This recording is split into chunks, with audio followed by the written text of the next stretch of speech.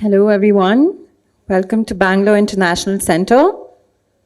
BIC is a space for informed conversations, discussions, dialogue, and the arts. Today's session is Cities of Workers, Understanding Platform Gig Work and Urban Life. And now I hand it over to Saujanya Sridharan. Thank you. I'm Saujanya. I work as a researcher with Apti Institute. And of the many things we do, from data governance and offline intermediation and public delivery of services via technology, one of the areas of focus is future of work. So this conversation in so many ways feeds to the many strands of research that we see about how platforms can be governed with workers' interests at the heart of its affairs. And I will be speaking to Mr. Anand Gaudu. He's on my right, and Mr. Irfan Ahmad on my left. This conversation will primarily be in Kannada, but we're happy to take Q&As, and if the questions are in English, I can help with translation. And this is less about their work in specific platforms as much as their experience as rideshare drivers, and that's what we're going to discuss today. Namaskara, sir.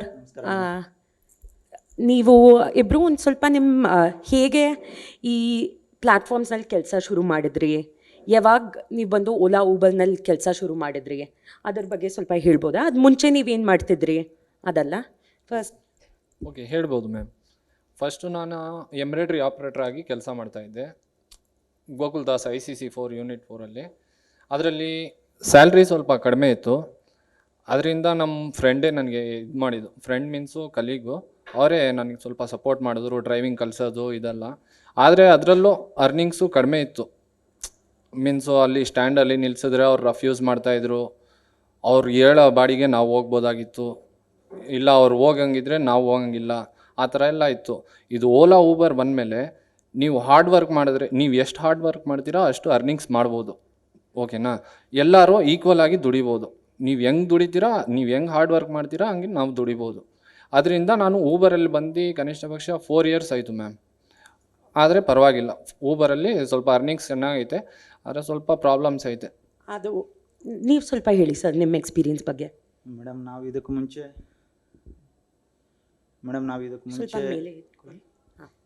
ಇದಕ್ಕೂ ಮುಂಚೆ petrol ಬಂಕಲ್ಲಿ ಕೆಲಸ ಮಾಡ್ತಿದ್ದೆ.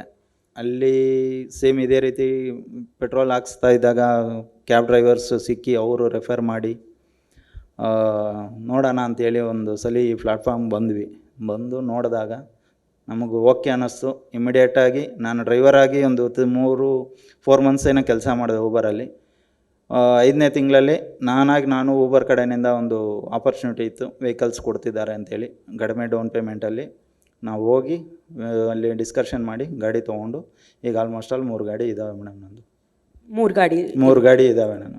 ಇದು and ಎಷ್ಟು ವರ್ಷದಿಂದ ಸುಮಾರಾಗಿ? Almost 5 years 4 months complete ಆಗಿದೆ madam ಊಬರಲ್ಲಿ ನಾನು ಕೆಲಸ ಮಾಡಿ. ಮತ್ತೆ ಯಾವ ಪ್ಲ್ಯಾಟ್ಫಾರ್ಮ್ಸ್ನಲ್ಲಿ ನೀವು ಓಡಿಸ್ತೀರಾ? ಓಲಾ ಊಬರ್ ಎರಡು ಮೇಡಮ್, ಎರಡಕ್ಕೂ ಒಟ್ಟಿಗೆ ಅಟ್ಯಾಚ್ ಮಾಡಿದ್ದೀನಿ. ಬಟ್ ಟೋಟಲಾಗಿ ನಾನು ಫುಲ್ ಟೈಮ್ ಮಾಡಿರೋ ಅಂಥದ್ದು 5 years ಕಂಪ್ಲೀಟ್ ಆಗಿರೋದು ಓನ್ಲಿ ಊಬರ್ ಮೇಡಮ್. ನಿಮ್ಮದು ಸರ್? ನಂದು ಓಲಾ ಬಂದು 6 years ಆಗಿದೆ ಮ್ಯಾಮ್. ಊಬರ್ ಬಂದು 3.5-4 years ಮ್ಯಾಕ್ಸಿಮಮ್. ಆ್ಯಂಡ್ ಸುಮಾರು ನೀವು ಎಷ್ಟು ರೈಡ್ಸ್ ಕಂಪ್ಲೀಟ್ ಮಾಡಿರ್ಬೋದು? ಆಲ್ಮೋಸ್ಟ್ ಆಲ್ 16,592 ಟ್ರಿಪ್ಸ್ ಕಂಪ್ಲೀಟ್ ಮಾಡಿದ್ದೀನಿ ಮೇಡಮ್. ನಾವು ಅಷ್ಟು ಮಾಡಿಲ್ಲ ಮ್ಯಾಮ್, ಯಾಕಂದರೆ ID ಮಿಸ್ಯೂಸ್ ಆಗಿ ಈಗ ತಿರ್ಗಾ ನ್ಯೂ ID ಕ್ರಿಯೇಟ್ ಆಗಿರೋದು ನಂದು 2000 ಸಮಥಿಂಗ್ ಆಗಿದೆ. ಸರಿ ಸರ್, ನೀವು ಬಂದು ಇವಾಗ ಹೇಳಿದ್ದೀರಾ ಒಂದು 3-4 ಪ್ಲ್ಯಾಟ್ಫಾರ್ಮ್ಸ್ನಲ್ಲಿ ಕೆಲಸ ಮಾಡ್ತೀರಾ ಆ್ಯಂಡ್ ಒಂದು 60,000 ರೈಡ್ಸ್ ಕಂಪ್ಲೀಟ್ ಮಾಡಿದ್ದೀರಾ ಅಂತ. ಇಷ್ಟು ಒಂದು 5-6 ವರ್ಷದಿಂದ ಈ ಪ್ಲ್ಯಾಟ್ಫಾರ್ಮ್ಸ್ನಲ್ಲಿ ಕೆಲಸ ಮಾಡ್ತಿದ್ದೀರಾ. ಆದರೆ ಈ ಪ್ಲ್ಯಾಟ್ಫಾರ್ಮ್ ಬಂದಿದ ಮೇಲೆ ಇದು ಏನು 2014-15 ಅವಾಗಲೇ ಪ್ಲ್ಯಾಟ್ಫಾರ್ಮ್ಸ್ ಎಲ್ಲ ಬಂತು ಬೆಂಗಳೂರಿಗಲ್ವಾ? ಈ 2015-16 ಆದಮೇಲೆ ನೀವು ಹೇಗೆ ಡಿಸೈಡ್ ಮಾಡಿದ್ರಿ ನಾವು ಬಂದು ಈ ಪ್ಲ್ಯಾಟ್ಫಾರ್ಮ್ಸ್ನಲ್ಲಿ ಕೆಲಸ ಮಾಡ್ತೀವಿ ಅಂತ? ಅದೊಂದು. ಆಮೇಲೆ ಫಾಲೋ ಅಪ್ ಕ್ವೆಶ್ಚನ್ ಏನಿದೆ, ಈ ಪ್ಲ್ಯಾಟ್ಫಾರ್ಮ್ಸ್ ಬಂದಾದಮೇಲೆ ನಿಮ್ಗೆ ಏನು ಆಪರ್ಚುನಿಟೀಸ್ ಸಿಕ್ಕಿದೆ, ಈ ಪ್ಲ್ಯಾಟ್ಫಾರ್ಮ್ಸ್ನಲ್ಲಿ ಕೆಲಸ ಮಾಡೋದು ಏನು ಚಾಲೆಂಜಸ್ ಇದೆ ನಿಮ್ಗಂತ? ಚಾಲೆಂಜಸ್ ಅಂತಂದರೆ ಮೇಡಮ್, ಒಬ್ಬ IT ಪರ್ಸನ್ ಈಕ್ವಲ್ ಆಗಿ ಏನು ದುಡಿತಿದ್ದಾರೋ ಅಷ್ಟು ಅಮೌಂಟ್ನ ಈಗ ಊಬರಲ್ಲಿ ನಾನು ಸಂಪಾದನೆ ಮಾಡ್ತಿದ್ದೀನಿ ಮೇಡಮ್. ಅದು ಚಾಲೆಂಜ್ ನನಗೆ ಬೇಕಾಗಿರೋದು. ಯಾಕಂದರೆ ನನ್ನ ಫ್ಯಾಮಿಲಿ ಮೆಂಬರ್ಸಲ್ಲಿ ನೀವೇನು ದುಡಿತಿದ್ದೀಯ ಅಂತ ಕೇಳಿದಾಗ ನಾನು ಹೆಮ್ಮೆನಿಂದ ಹೇಳ್ಕೊತಿದ್ದೆ. ನೀನು ಒಂದು ಆಫೀಸಲ್ಲಿ ಕೂತ್ಕೊಂಡು ಕೆಲಸ ಮಾಡೋದು ಒಂದೇ ನನ್ನ ಕಷ್ಟ ಹಾರ್ಡ್ ವರ್ಕ್ ಮಾಡಿ ನಾನು ದುಡಿತಿದ್ದೀನಿ ಈ ಸಂಪಾದನೆ ಅಂತ ನಾನು ಚಾಲೆಂಜಾಗಿ ತೊಗೊಂಡು ನಾನು ದುಡಿದು ನಾನು ಈ ಸ್ಟೇಬಲಲ್ಲಿ ಇದ್ದೀನಿ ಮೇಡಮ್ ಬೆಂಗಳೂರಲ್ಲಿ. ಮತ್ತು ಏನು ಆಪರ್ಚುನಿಟಿ ಸಿಕ್ತು ಸರ್? ಏನು ಅಡ್ವಾಂಟೇಜಸ್ ಇದೆ ಈ ಪ್ಲಾಟ್ಫಾರ್ಮ್? ಅಡ್ವಾಂಟೇಜ್ ಅಂತಂದರೆ ಇದೊಂದು ಅಡ್ವಾಂಟೇಜ್ ಮೇಡಮ್, ನಾವು ಕಸ್ಟಮರ್ಸ್ನ ಕರೆಕ್ಟಾಗಿ, ಯಾಕಂದರೆ ಈಗ ಟ್ಯಾಕ್ಸಿ ಫೀಲ್ಡ್ಗಳಲ್ಲಿ ಮುಂಚೆ ಈ ಓಲಾ ಊಬರ್ಗೆ ಮುಂಚೆ ನಾವು ಕೇಳಿ ರಿಕ್ವೆಸ್ಟ್ ಮಾಡಿ ಅವ್ರು ಬಂದಿಲ್ಲ ಅಂತಂದರೆ ತುಂಬ ರಿಸ್ಕಿ ಅನ್ನಿಸ್ತು. ಇದು ಬಂದಾಗ ಒಂದು ಅಡ್ವಾಂಟೇಜ್ ಏನಂತಂದರೆ ಆ್ಯಪು ನಾವು ಡ್ಯೂಟಿ ಬರುತ್ತೆ ಆಕ್ಸೆಪ್ಟ್ ಮಾಡ್ಕೊಂತೀವಿ, ನೇರವಾಗಿ ಕಸ್ಟಮರ್ ಹತ್ರ ಹೋಗ್ತೀವಿ, ಅವ್ರು ಕೊಡೋವಂಥ ರೆಸ್ಪೆಕ್ಟ್ ಕೊಟ್ಟು ನಾವು ಅವ್ರ ಜೊತೆ ಜರ್ನಿ ಮಾಡಿ ಅವ್ರನ್ನ ಸೇಫಾಗಿ ಕರ್ಕೊಂಡೋಗಿ ಬಿಡ್ತೀವಿ. ಅದೊಂದು ಅಡ್ವಾಂಟೇಜ್ ಇದೆ ಮೇಡಮ್. ಅದರಲ್ಲಿ ಮತ್ತು ಇನ್ಕಮ್ ಅನ್ನೋದನ್ನು ಚೆನ್ನಾಗಿದೆ, ಇನ್ಕಮ್ ಮಾಡ್ಬೋದು, ಯಾವುದೇ ರೀತಿ ಮೋಸ ಆಗ್ತಾಯಿಲ್ಲ. ಪೇಮೆಂಟ್ಸ್ ಆಗಲಿ ಕರೆಕ್ಟಾಗಿ ಬರ್ತಿತ್ತು, ಏನೋ ಇನ್ಸೆಂಟಿವ್ಸ್ ಆಗಲಿ ಚೆನ್ನಾಗಿ ಬರ್ತಿದ್ದಾವೆ, ಮೋಸ ಇಲ್ಲ ಮೇಡಮ್. ಆ ಒಂದು ಅಡ್ವಾಂಟೇಜು ಏನಂತಂದರೆ ಇನ್ಸೆಂಟಿವ್ನ ಕೊಟ್ಟಾಗ ನಮಗೂ ಒಂದು ಇದು ಬಂತು, ಚಾಲೆಂಜ್ ಬಂತು, ಇದನ್ನು ಟಾರ್ಗೆಟ್ ಮುಗಿಸಿದಾಗ ನಮ್ಗೆ ಬಿಸ್ನೆಸ್ ಆಗುತ್ತಾ ಅಂತ. ಅದು ಚಾಲೆಂಜ್ ತೊಗೊತೀವಿ ಮೇಡಮ್. ಎವ್ರಿ ಡೇ ನೀವು ಕೊಡೋವಂಥ ಇನ್ಸೆಂಟಿವ್ನ ಅದು ಚಾಲೆಂಜಾಗಿ ತೊಗೊಂಡು ನಾವು ಅದನ್ನು ಫಿನಿಷ್ ಮಾಡಿದಾಗ ಆಟೋಮೆಟಿಕ್ಕಾಗಿ ನಮ್ಮ ಇನ್ಕಮ್ ನಮಗೆ ಇನ್ಕ್ರೀಸ್ ಆಗಿರುತ್ತೆ ಮೇಡಮ್. ನೀವು ಹೇಳಿ ಸರ್. ಈಗ ನಮ್ಮ ಗೌಡ್ರು ಹೇಳಿದ ಥರನೇ ಫಸ್ಟು ಆಫೀಸಲ್ಲಿ ಕೆಲಸ ಮಾಡಿದವ್ರಿಗೆ ಮಿನಿಮಮ್ ಒಂದು 45,000 ಸ್ಯಾಲ್ರಿ ಇರ್ಬೋದು. ಈಗ ನಾವು ಆಟೋಲ್ಲೇ ದುಡ್ದು ಆ 45,000 ಎಬವ್ನೇ ದುಡಿತಾ ಇದ್ದೀವಿ ದೇವ್ರ ದಯದಿಂದ, ನಿಮ್ಮ ಊಬರ್ ಕಡೆಯಿಂದ. ಅದೊಂದು. ಈಗ ನೀವು ಚಾಲೆಂಜ್ ಅಂತೀರಾ, ಇದು ಅಡ್ವಾಂಟೇಜ್ ಅಂದ್ರಿ. ಅಡ್ವಾಂಟೇಜ್ ಮೀನ್ಸು ಹೊಸ ಡ್ರೈವರ್ಸ್ ಬರ್ತಾರೆ ಆಟೋ ಫೀಲ್ಡ್ಗೆ, ಅವ್ರಿಗೆ ರೂಟ್ ಗೊತ್ತಿರಲ್ಲ. ನಿಮ್ಮ ಊಬರ್ ಕಡೆಯಿಂದ ಬಂದರೆ ಪಿಕಪ್ ಲೊಕೇಶನೂ ಸಿಗುತ್ತೆ, ಡ್ರಾಪ್ ಲೊಕೇಶನ್ನೂ ಸಿಗುತ್ತೆ. ಈಗ ಇಲ್ಲಿಂದ ನೀವು ಹೆಬ್ಬಾಳು ಹೋಗ್ಬೇಕಂದ್ರೆ ಈಗ ಹೊಸ ಡ್ರೈವರ್ಗೆ ಲೊಕೇಶನ್ಸ್ ಗೊತ್ತಿರಲ್ಲ, ಅವರು ಎಲ್ಲಿಗೆ ಹೋಗಬೇಕು, ಹೆಂಗೆ ಹೋಗಬೇಕು, ಸುತ್ತಾಡಬೇಕು. ಕಸ್ಟಮರ್ಸು ಹೆಬ್ಬಾಳು ಹೇಳ್ಬಿಟ್ಟು ಎಲ್ಲೋ ಕರ್ಕೊಂಡು ಹೋಗ್ತಾರೆ. ಇದರಲ್ಲಿ ಊಬರಲ್ಲಿ ಹೆಂಗೈತೆ, ಪಿಕಪ್ಪು ಡ್ರಾಪ್ ಎರಡೂ ಲೊಕೇಶನ್ ಸಿಗುತ್ತೆ. ಅದು ಒಂದು ಅಡ್ವಾಂಟೇಜ್ ಐತೆ, ಎಲ್ಲರಿಗೂ ಈಕ್ವಲ್ ಅಡ್ವಾಂಟೇಜ್ ಐತೆ. ಅದು ನೀವು ಇದು ಈ ಮೇನ್ 2 ಪ್ಲ್ಯಾಟ್ಫಾರ್ಮ್ಸ್ ಊಬರ್ ಓಲಾ ಇದೆ, ಆದರೆ ಇವಾಗ ಬಂದು ಈ ಪ್ಲ್ಯಾಟ್ಫಾರ್ಮ್ ಸ್ಪೇಸ್ನಲ್ಲಿ ಹೊಸ ಆ್ಯಪು ಬರ್ತಿದೆ. ನಿಮ್ಗೆ ಬೇಕಂದರೆ ಇದು ಆಟೋನಲ್ಲಿ ರ್ಯಾಪಿಡೋ ಈ ಸರ್ವಿಸ್ ಶುರು ಮಾಡಿದ್ದಾರೆ. ಅದೇದಾನು ಏನಾದರೂ ನೀವು ಹೊಸ ಪ್ಲ್ಯಾಟ್ಫಾರ್ಮ್ಸ್ ಟ್ರೈ ಮಾಡಿದ್ದೀರಾ ನೀವು? ಮ್ಯಾಮ್ ಯಾವುದೋ ಪ್ಲ್ಯಾಟ್ಫಾರ್ಮು ಅಂತೂ ನಾವು ಟ್ರೈ ಮಾಡಿಲ್ಲ. ರ್ಯಾಪಿಡೋ ಮಾಡಿದ್ವಿ, ಯಾಕಂದರೆ ಊಬರು ಸ್ವಲ್ಪ ನಮ್ಮ ಗೌಡ್ರು ಹೇಳಿದ ಥರ ಪೀಕ್ ಅವರ್ಸಲ್ಲಿ ಮಾತ್ರ ರ್ಯಾಪಿಡೋ ಇದು ಊಬರ್ ಇರೋದು. ಪೀಕ್ ಅವರ್ಸ್ 11 ಆದಮೇಲೆ ಹಾಫ್ ಆನ್ ಅವರ್ 1 ಅವರ್ಗೆ ಒಂದು ರೈಡ್ ಬರುತ್ತೆ. ಯಾಕೆ ನಾವು ಊಬರ್ ಬಿಟ್ಟು ಬೇರೆ ಕಡೆ ಹೋಗಲ್ಲ ಅಂದರೆ, ಈ ರೈಡು ಊಬರಲ್ಲಿ ರೈಡ್ ಬಂದರೆ ನಮ್ಮ ಪರ್ಸ್ನಲಿ ನಮಗೋಸ್ಕರ ಬರುತ್ತೆ. ಓಲಾವಲ್ಲಿ ಒಂದೇ ರೈಡು 10 ಜನಕ್ಕೆ ಹೋಗುತ್ತೆ. ಅದು ರ್ಯಾಮ್ ಯಾರು ಜಾಸ್ತಿ ಇರುತ್ತೆ, ಮೊಬೈಲ್ ಯಾರು ಚೆನ್ನಾಗಿರುತ್ತೆ, ಫಸ್ಟ್ ಅವ್ರಿಗೆ ಬೀಳುತ್ತೆ, ಅವ್ರು ಎಕ್ಸೆಪ್ಟ್ ಮಾಡ್ತಾರೆ. ನಾವು ಸುಮ್ಮನೆ ಹೊಡೆದ್ರೇನೋ ಅದು ಬಫಿಂಗ್ ಆಗ್ತಾ ಇರುತ್ತೆ. ಊಬರಲ್ಲಿ ಹಂಗಿಲ್ಲ, ಪರ್ಸ್ನಲಿ ನಮಗೋಸ್ಕರ ರೈಡ್ ಬರುತ್ತೆ. ಅದು ನಾವು ಕ್ಲಿಕ್ ಮಾಡಿದ್ರೆ ಆ ರೈಡ್ ನಮಗೆ. ರ್ಯಾಪಿಡೋ ಅಲ್ಲೋ ಒಂದೇ ರೈಡು 5 ಜನಕ್ಕೆ ಹೋಗುತ್ತೆ. 2 ಸೆಕೆಂಡ್ ನನಗೆ ಫಸ್ಟ್ ಬರುತ್ತೆ, 2 ಸೆಕೆಂಡ್ ಆದಮೇಲೆ ನಿಮ್ಗೆ ಬರುತ್ತೆ, ಹಂಗೆ ಬರುತ್ತೆ. ಅದರಿಂದ ರ್ಯಾಪಿಡೋ ಅಲ್ಲೋ ಕಷ್ಟ, ಒಂದು ರೈಡ್ ಸಿಗಬೇಕಂದ್ರೆ ತುಂಬ ಕಷ್ಟ. ಊಬರಲ್ಲಿ ರೈಡ್ ನಮ್ಗೆ ಬಂದ್ರೆ ಪರ್ಸ್ನಲಿ ನಮಗೋಸ್ಕರನೇ, ಅದು ನಾವು ಹೊಡೆದ್ರೆ ನಮಗೆ. ನೀವೇನಾದರೂ ಹೊಸ ಆ್ಯಪ್ ಟ್ರೈ ಮಾಡಿದ್ದಾರಾ ಸರ್ ಈ 2 ಬಿಟ್ಟು? ರೀಸೆಂಟ್ಲಿ ಕ್ವಿಕ್ ರೈಡ್ ಅಂತೇಳಿ ಸ್ಟಾರ್ಟ್ ಮಾಡಿದ್ದೀನಿ. ಬಟ್ ಅದರಲ್ಲಿ ಏನಂತಂದರೆ ಒಂದು ಡಿಸ್ಅಡ್ವಾಂಟೇಜು, ಒಂದು 7 to 8 ಕಿಲೋಮೀಟರ್ಸ್ ಪಿಕಪ್ ಕೊಡ್ತಾರೆ. ಬಟ್ ಒನ್ಸ್ ಆ್ಯಕ್ಸೆಪ್ಟ್ ಮಾಡಿದ ಮೇಲೆ ರೈಡರು ಕ್ಯಾನ್ಸಲ್ ಮಾಡಲ್ಲ, ನಾವು ಹೋಗಲೇಬೇಕಾಗುತ್ತೆ. ಇನ್ ಕೇಸ್ ಆಫ್ ನಾವು ಹೋಗಲಿಲ್ಲ ಅಂತಂದರೆ ನಾವು ಕ್ಯಾನ್ಸಲ್ ಮಾಡಿದ್ರೆ 50 ರೂಪೀಸ್ ಪೆನಾಲ್ಟಿ ನಮಗೆ ಬೀಳುತ್ತೆ. ಕಸ್ಟಮರ್ ಕಡೆಯಿಂದ ಕ್ಯಾನ್ಸಲ್ ಆಯಿತು ಅಂತಂದರೆ ನಮಗೇನು ಅದರಲ್ಲಿ ಏನು ಬೆನಿಫಿಟ್ ಇಲ್ಲ. ಬಟ್ ಊಬರಲ್ಲಿ ನಾವು ಆಫ್ಟರ್ 5 ಮಿನಿಟ್ಸು ಟ್ರಾವೆಲ್ ಮಾಡಿದ ನಂತರ ಕ್ಯಾನ್ಸಲ್ ಮಾಡಿದ್ರೆ ಕ್ಯಾನ್ಸಲೇಷನ್ ಚಾರ್ಜ್ ಸಿಗುತ್ತೆ ಮೇಡಮ್ ಊಬರಲ್ಲಿ. ಬಟ್ ಇದರಲ್ಲಿ ಆ ರೀತಿ ಇಲ್ಲ. ಬಟ್ ಲಾಂಗ್ ಡಿಸ್ಟೆನ್ಸ್ ಪಿಕಪ್ಸ್ ಇದ್ದಾವೆ. ಊಬರಲ್ಲೂ ಸ್ವಲ್ಪ ಲಾಂಗ್ ಡಿಸ್ಟೆನ್ಸ್ ಪಿಕಪ್ ಸಿಗುತ್ತೆ, ಬಟ್ ಕ್ಯಾಬ್ಸ್ ಇಲ್ಲ ಅಂದಮೇಲೆ ಏನೂ ಮಾಡೋಕ್ಕಾಗಲ್ಲ. ಡಿಮ್ಯಾಂಡ್ ಇದ್ದಾಗ ಹೋಗಲೇಬೇಕಾಗುತ್ತೆ. ಸರ್, ನೀವಿಬ್ಬರು ಬಂದು ಆಪರ್ಚುನಿಟೀಸ್ ಹೈಲೈಟ್ ಮಾಡಿದ್ದೀರಾ. ಈ ಪ್ಲ್ಯಾಟ್ಫಾರ್ಮ್ಸಲ್ಲಿ ಕೆಲಸ ಮಾಡಿದರೆ ಯಾರಾದರೂ ಹೊಸ ಡ್ರೈವರ್ಸ್ ಬಂದರೆ ಅವ್ರು ಬಂದು ಈ ನ್ಯಾವಿಗೇಷನ್ಸ್ ಗೊತ್ತಿಲ್ಲ, ಸಿಟಿ ಗೊತ್ತಿಲ್ಲ, ಅವ್ರಿಗೆ ಬಂದು ಈ ಆ್ಯಪ್ ಬೇಸ್ ಸರ್ವಿಸಸ್ ತುಂಬ ಯೂಸ್ಫುಲ್ ಆಗಿದೆ, ಅದನ್ನೆಲ್ಲ ತೋರಿಸುತ್ತೆ, ಈಸಿ ಪಿಕಪ್ ಡ್ರಾಪ್ ಅದೆಲ್ಲ ಇದೆ. ಆಮೇಲೆ ಬಂದು ಇದು ಅರ್ನಿಂಗ್ಸ್ ಆ್ಯಂಡ್ ಇನ್ಕಮ್ ಆಲ್ಸೋ ಇದು ಸ್ಯಾಟಿಸ್ಫ್ಯಾಕ್ಟ್ರಿ ಅಂತ ಹೇಳ್ತಿದ್ದೀರಾ. ನಾನು ಇದೇ ಕೇಳೋಣ ಅಂತ ಇದ್ದೀನಿ, ಹೇಗೆ ನೀವು ಬಂದು ಅದು ಸ್ಯಾಟಿಸ್ಫ್ಯಾಕ್ಟ್ರಿ ಅಂತ ಹೇಳ್ಬೋದು? ಬಂದು ಎಷ್ಟು ಒಂದು ಮಾಸದಲ್ಲಿ ಅಪ್ರಾಕ್ಸಿಮೇಟ್ಲಿ ಎಷ್ಟು ಮಾಡಿದರೆ ನಿಮ್ಗೆ ಸ್ಯಾಟಿಸ್ಫ್ಯಾಕ್ಟ್ರಿ ಅಂತ ಹೇಳ್ತೀರಾ? ಆ್ಯಂಡ್ ಈ ಇನ್ಕಮ್ ನಿಮ್ಗೆ ಸಾಕಾ ಈ ಬೆಂಗಳೂರಿನಲ್ಲಿ ದುಡಿಯೋಕ್ಕೆ? ಈ ಬೆಂಗಳೂರಿನಲ್ಲಿ ದುಡಿಯೋದಕ್ಕೆ ಎಷ್ಟೇ ದುಡಿದ್ರೂ ಬೇಕು ಅನ್ನತ್ತೆ ಮೇಡಮ್. ಯಾಕಂದರೆ ಇಲ್ಲಿ ಒಂದು ರೀಸನ್ನು ಲಿವಿಂಗ್ ಆಫ್ ಕಾಸ್ಟ್ ಅನ್ನೋದನ್ನು ಎಲ್ಲರಿಗೂ ಗೊತ್ತಿರೋವಂಥದ್ದು. ಒಬ್ಬ ಕೂಲಿ ಕಾರ್ಮಿಕರಿಗೂ ಅವ್ರಿಗೆ 500 ರೂಪಾಯಿ ಬಂತು ಅಂತಂದರೆ 500 ರೂಪಾಯಿ ಖರ್ಚಿದೆ ಅಂತ ಎಲ್ಲರಿಗೂ ಗೊತ್ತಿದೆ ಮೇಡಮ್ ಬೆಂಗಳೂರಲ್ಲಿ. ಆಲ್ಮೋಸ್ಟ್ ಅಲ್ಲಿ ಬೆಂಗಳೂರು ಬಗ್ಗೆ ಗೊತ್ತಿರೋರಾದರೆ ಈ ಮಾತು ಮಾತ್ರ ಸತ್ಯವಾದ ಮಾತು. ಯಾಕಂದರೆ ಅವ್ರಿಗೆ ಬೆಂಗಳೂರಿಗೆ ಬಂದ ತಕ್ಷಣ ಇದರಲ್ಲಿ ನಮ್ಮ 500 ರೂಪಾಯಿ ದುಡಿದ್ರೆ 500 ರೂಪಾಯಿ ಎಷ್ಟು ಖರ್ಚಿರ್ಬೋದು ಅನ್ನೋದನ್ನು 1 ವೀಕಲ್ಲಿ ಎಸ್ಟಿಮೇಟೆಡ್ ಮಾಡ್ತಾರೆ ಮೇಡಮ್ ಬೆಂಗಳೂರಲ್ಲಿ. ಯಾಕಂದರೆ ಇದು ಹಂಗೆ ಅದೊಂದು ಅಡ್ವಾಂಟೇಜ್ ಬೆಂಗಳೂರಿಗೆ ಬರೋರ್ಗಾಗಲಿ ಬೆಂಗಳೂರಿನಿಂದ ಬಿಟ್ಟು ಹೋಗಿರೋರಾಗಲಿ ಇದೊಂದು ಅನುಭವ ಅನ್ನೋದು 100% ತಿಳಿಸ್ಕೊಟ್ಟಿರೋದು ಜನರಿಗೆ. ಇದರಿಂದ ಎಷ್ಟೇ ಬಂದರೂ ಸಾಕಾಗಲ್ಲ ಅಂತ ಹೇಳಲ್ಲ ನಾವು. ಹಾರ್ಡ್ ವರ್ಕ್ ಮಾಡೋದಕ್ಕೆ ರೆಡಿ, ಬಟ್ ನಮಗೆ ಇನ್ಕಮ್ ಬೇಕು. ನಿಮ್ಮ ಎಕ್ಸ್ಪೀರಿಯನ್ಸ್ನಲ್ಲಿ ಸರ್? ಮ್ಯಾಮ್ ಗೌಡ್ರು ಹೇಳಿದ ಥರನೇ ಈಗ ನಾನು ಸ್ಕೂಲ್ ಓದಿದೆ, ಗೌರ್ಮೆಂಟ್ ಸ್ಕೂಲು. ನಾನು ಫಸ್ಟ್ ಸ್ಟ್ಯಾಂಡರ್ಡಿಂದ 10ನೇ ಕ್ಲಾಸ್ ತನಕ ನನಗೆ 30,000 ಆಗಿಲ್ಲ. ಈಗ ನನ್ನ ಮಗಳು UKG 30,000 ರುಪೀಸ್ ಮ್ಯಾಮ್. ಅದು ಬೇರೆ, ಅದು ಆ್ಯನ್ಯುವಲ್ ಫೀಸ್ ಅಂತೆ, ಇದು ಅಂತೆ ಅದಂತೆ, ತುಂಬ ಅದು ಒಂದು ಬಿಸ್ನೆಸ್ ಮಾಡಿಬಿಟ್ಟವ್ರೆ. ಓಕೆನಾ? ಈ ಪ್ರಕಾರ ನಾವು ಮಿನಿಮಮ್ 2,500 ರುಪೀಸ್ ಅರ್ನಿಂಗ್ಸ್ ಮಾಡಲೇಬೇಕು ಮ್ಯಾಮ್. ಅದು ಮಾಡಿದ್ರೇ ನಮ್ಗೆ ಸ್ವಲ್ಪ ಅನುಕೂಲ ಆಗೋದು. ಇದು 1,500 ರೂಪಾಯಿ ಅದು ಏನು ಯೂಸ್ಫುಲ್ಲೇ ಇಲ್ಲ. 2,500 ರುಪೀಸ್ ಅರ್ನಿಂಗ್ಸ್ ಮಿನಿಮಮ್ ಮಾಡಲೇಬೇಕು. ಸರಿ ಸರ್, ಇವಾಗ ಸ್ವಲ್ಪ ನಾವು ಪ್ಲ್ಯಾಟ್ಫಾರ್ಮ್ ಬಗ್ಗೆ ಡಿಸ್ಕಸ್ ಮಾಡಿದ್ವಿ. ಪ್ಲ್ಯಾಟ್ಫಾರ್ಮ್ ನಿಮ್ಗೆ ಎಷ್ಟು ಆಪರ್ಚುನಿಟೀಸ್ ಕೊಡ್ತಿದೆ, ಎಷ್ಟು ಅರ್ನಿಂಗ್ಸ್ ಕೊಡ್ತಿದ್ದಾರಂತ. ಆದರೆ ಈ ಬೆಂಗಳೂರು ಸಿಟಿನಲ್ಲಿ ನಿಮ್ಮ ಡ್ರೈವಿಂಗ್ ಎಕ್ಸ್ಪೀರಿಯನ್ಸ್ ಹೇಗಿದೆ ಅಂತ ಸ್ವಲ್ಪ ಡಿಸ್ಕಸ್ ಮಾಡ್ಬೋದಾ? ಇದು ಮಳೆ ಬಿಡಿ, ಇದು ಫ್ಲಡ್ಸ್ ಬಿಡಿ, ರೋಡ್ ಚೆನ್ನಾಗಿಲ್ಲ ಬಿಡಿ, ಆದರೆ ನಿಮ್ಮ ಜನರಲಿ ಹೇಗೆ ಎಕ್ಸ್ಪೀರಿಯನ್ಸ್ ಇದೆ? ಕಸ್ಟಮರ್ಸ್ ಹೇಗಿದ್ದಾರೆ? ನಿಮ್ಮ ಸರ್ಕಾರದಿಂದ ಸಪೋರ್ಟ್ ಸಿಗುತ್ತಾ ಈ ಪ್ಲ್ಯಾಟ್ಫಾರ್ಮ್ನಲ್ಲಿ ಕೆಲಸ ಮಾಡೋದು? ಆ್ಯಸ್ ಅ ಆಟೋ ಡ್ರೈವರ್ ನಿಮ್ಗೆ ಬಂದು ಸಪೋರ್ಟ್ ಸಿಗುತ್ತೆ ಅಂತ ಕಾನ್ಫಿಡೆನ್ಸ್ ಇದೆಯಾ ನಿಮಗೆ? ಪೊಲೀಸ್ ಅವ್ರ ಹತ್ರದಿಂದ ಒಂದು 10% ಸಪೋರ್ಟ್ ಇಲ್ಲ ಮ್ಯಾಮ್. ಈಗ ನೀವು ಇಲ್ಲಿ ಕೂತ್ಕೊಂತೀರಾ, ಇಲ್ಲಿಂದಾನೇ ನೀವು ಆಟೋ ಬುಕ್ ಮಾಡ್ತೀರಾ. ಆಚೆ ಹೆಂಗೈತೆ ಸಿಚುವೇಶನ್ ನೀವು ನೋಡಲ್ಲ. ಓಕೆನಾ? ಅದು ಪಿಕಪ್ ನಾವು ಇಲ್ಲಿ 8 ತೋರಿಸುತ್ತೆ ಗೇಟ್ ಹತ್ರ, ಬ್ಯಾಂಗ್ಳೂರು ಇಂಟರ್ನ್ಯಾಷನಲ್ ಗೇಟ್ ಹತ್ರ ತೋರಿಸುತ್ತೆ. ಅಲ್ಲಿ ನೋ ಎಂಟ್ರಿ ಬೋರ್ಡ್ ಹಾಕಿದ್ರೆ ನಾವು ಮುಂದೆ ಹೋಗಿ ನಿಲ್ಲಿಸಿದ್ರೆ ಪ್ಯಾಸೆಂಜರ್, ಎಲ್ಲಿ ಸರ್ ನೀವು ಲೊಕೇಶನಲ್ಲಿ? ಇಲ್ಲ, ನಾನು ಲೊಕೇಶನಲ್ಲೇ ಇದ್ದೀನಿ ಮ್ಯಾಮ್, ಅಲ್ಲಿ ನೋ ಪಾರ್ಕಿಂಗ್ ಐತೆ ಅಂದರೆ, ಇಲ್ಲ ಸರ್ ಬನ್ನಿ. ಅಲ್ಲಿ ರೋಡ್ ಅಗ್ದಿದ್ರೂ ನಾವು ಹೋಗಬೇಕು, ಸುತ್ಕೊಂಡು ಬರೋ ಅಷ್ಟೊತ್ತಿಗೆ ಕ್ಯಾನ್ಸಲ್. ನಾನು ಕನಿಷ್ಠ ಪಕ್ಷ 1.5-2 ಕಿಲೋಮೀಟ್ರ್ ಹೋಗಿರ್ತೀನಲ್ಲ, ಅದನ್ನು ವೇಸ್ಟು. ಅಲ್ಲಿ ಹೋಗಿ 5 ನಿಮಿಷ ವೇಟ್ ಮಾಡಿ ಕ್ಯಾನ್ಸಲ್ ಮಾಡಿದ್ರೆ ಮಾತ್ರ 20 ರುಪೀಸ್ ಕೊಡ್ತಾರೆ. ನಾವು ಇಷ್ಟು ಕಿಲೋಮೀಟ್ರ್ ಬಂದಿರ್ತೀವಿ, ಅದೆಲ್ಲ ಏನಿಲ್ಲ. ಪೊಲೀಸ್ ಅವ್ರ ಹತ್ರ ಅಂತ ಒಂದು 5% ಸಪೋರ್ಟ್ ಇಲ್ಲ. ಪಿಕಪ್ ಇಲ್ಲಿ ಡ್ರಾಪ್ ಇಲ್ಲಿ ಮಾಡಿದ್ವಾ, ಅಲ್ಲಿ ನೋ ಎಂಟ್ರಿ ಬೋರ್ಡ್ ಇತ್ತಾ, ಕಸ್ಟಮರ್ ಹೇಳಿದ್ರೆ ಕೇಳಲ್ಲ, ಪೊಲೀಸ್ ಅವ್ರ ಹಿಂದ್ಗಡೆಯಿಂದ ಫೋಟೋ, ಒಂದು ಫೋಟೋ 500 ರುಪೀಸ್ ಫೈನ್. ಅಂಡರ್ಸ್ಟುಡ್.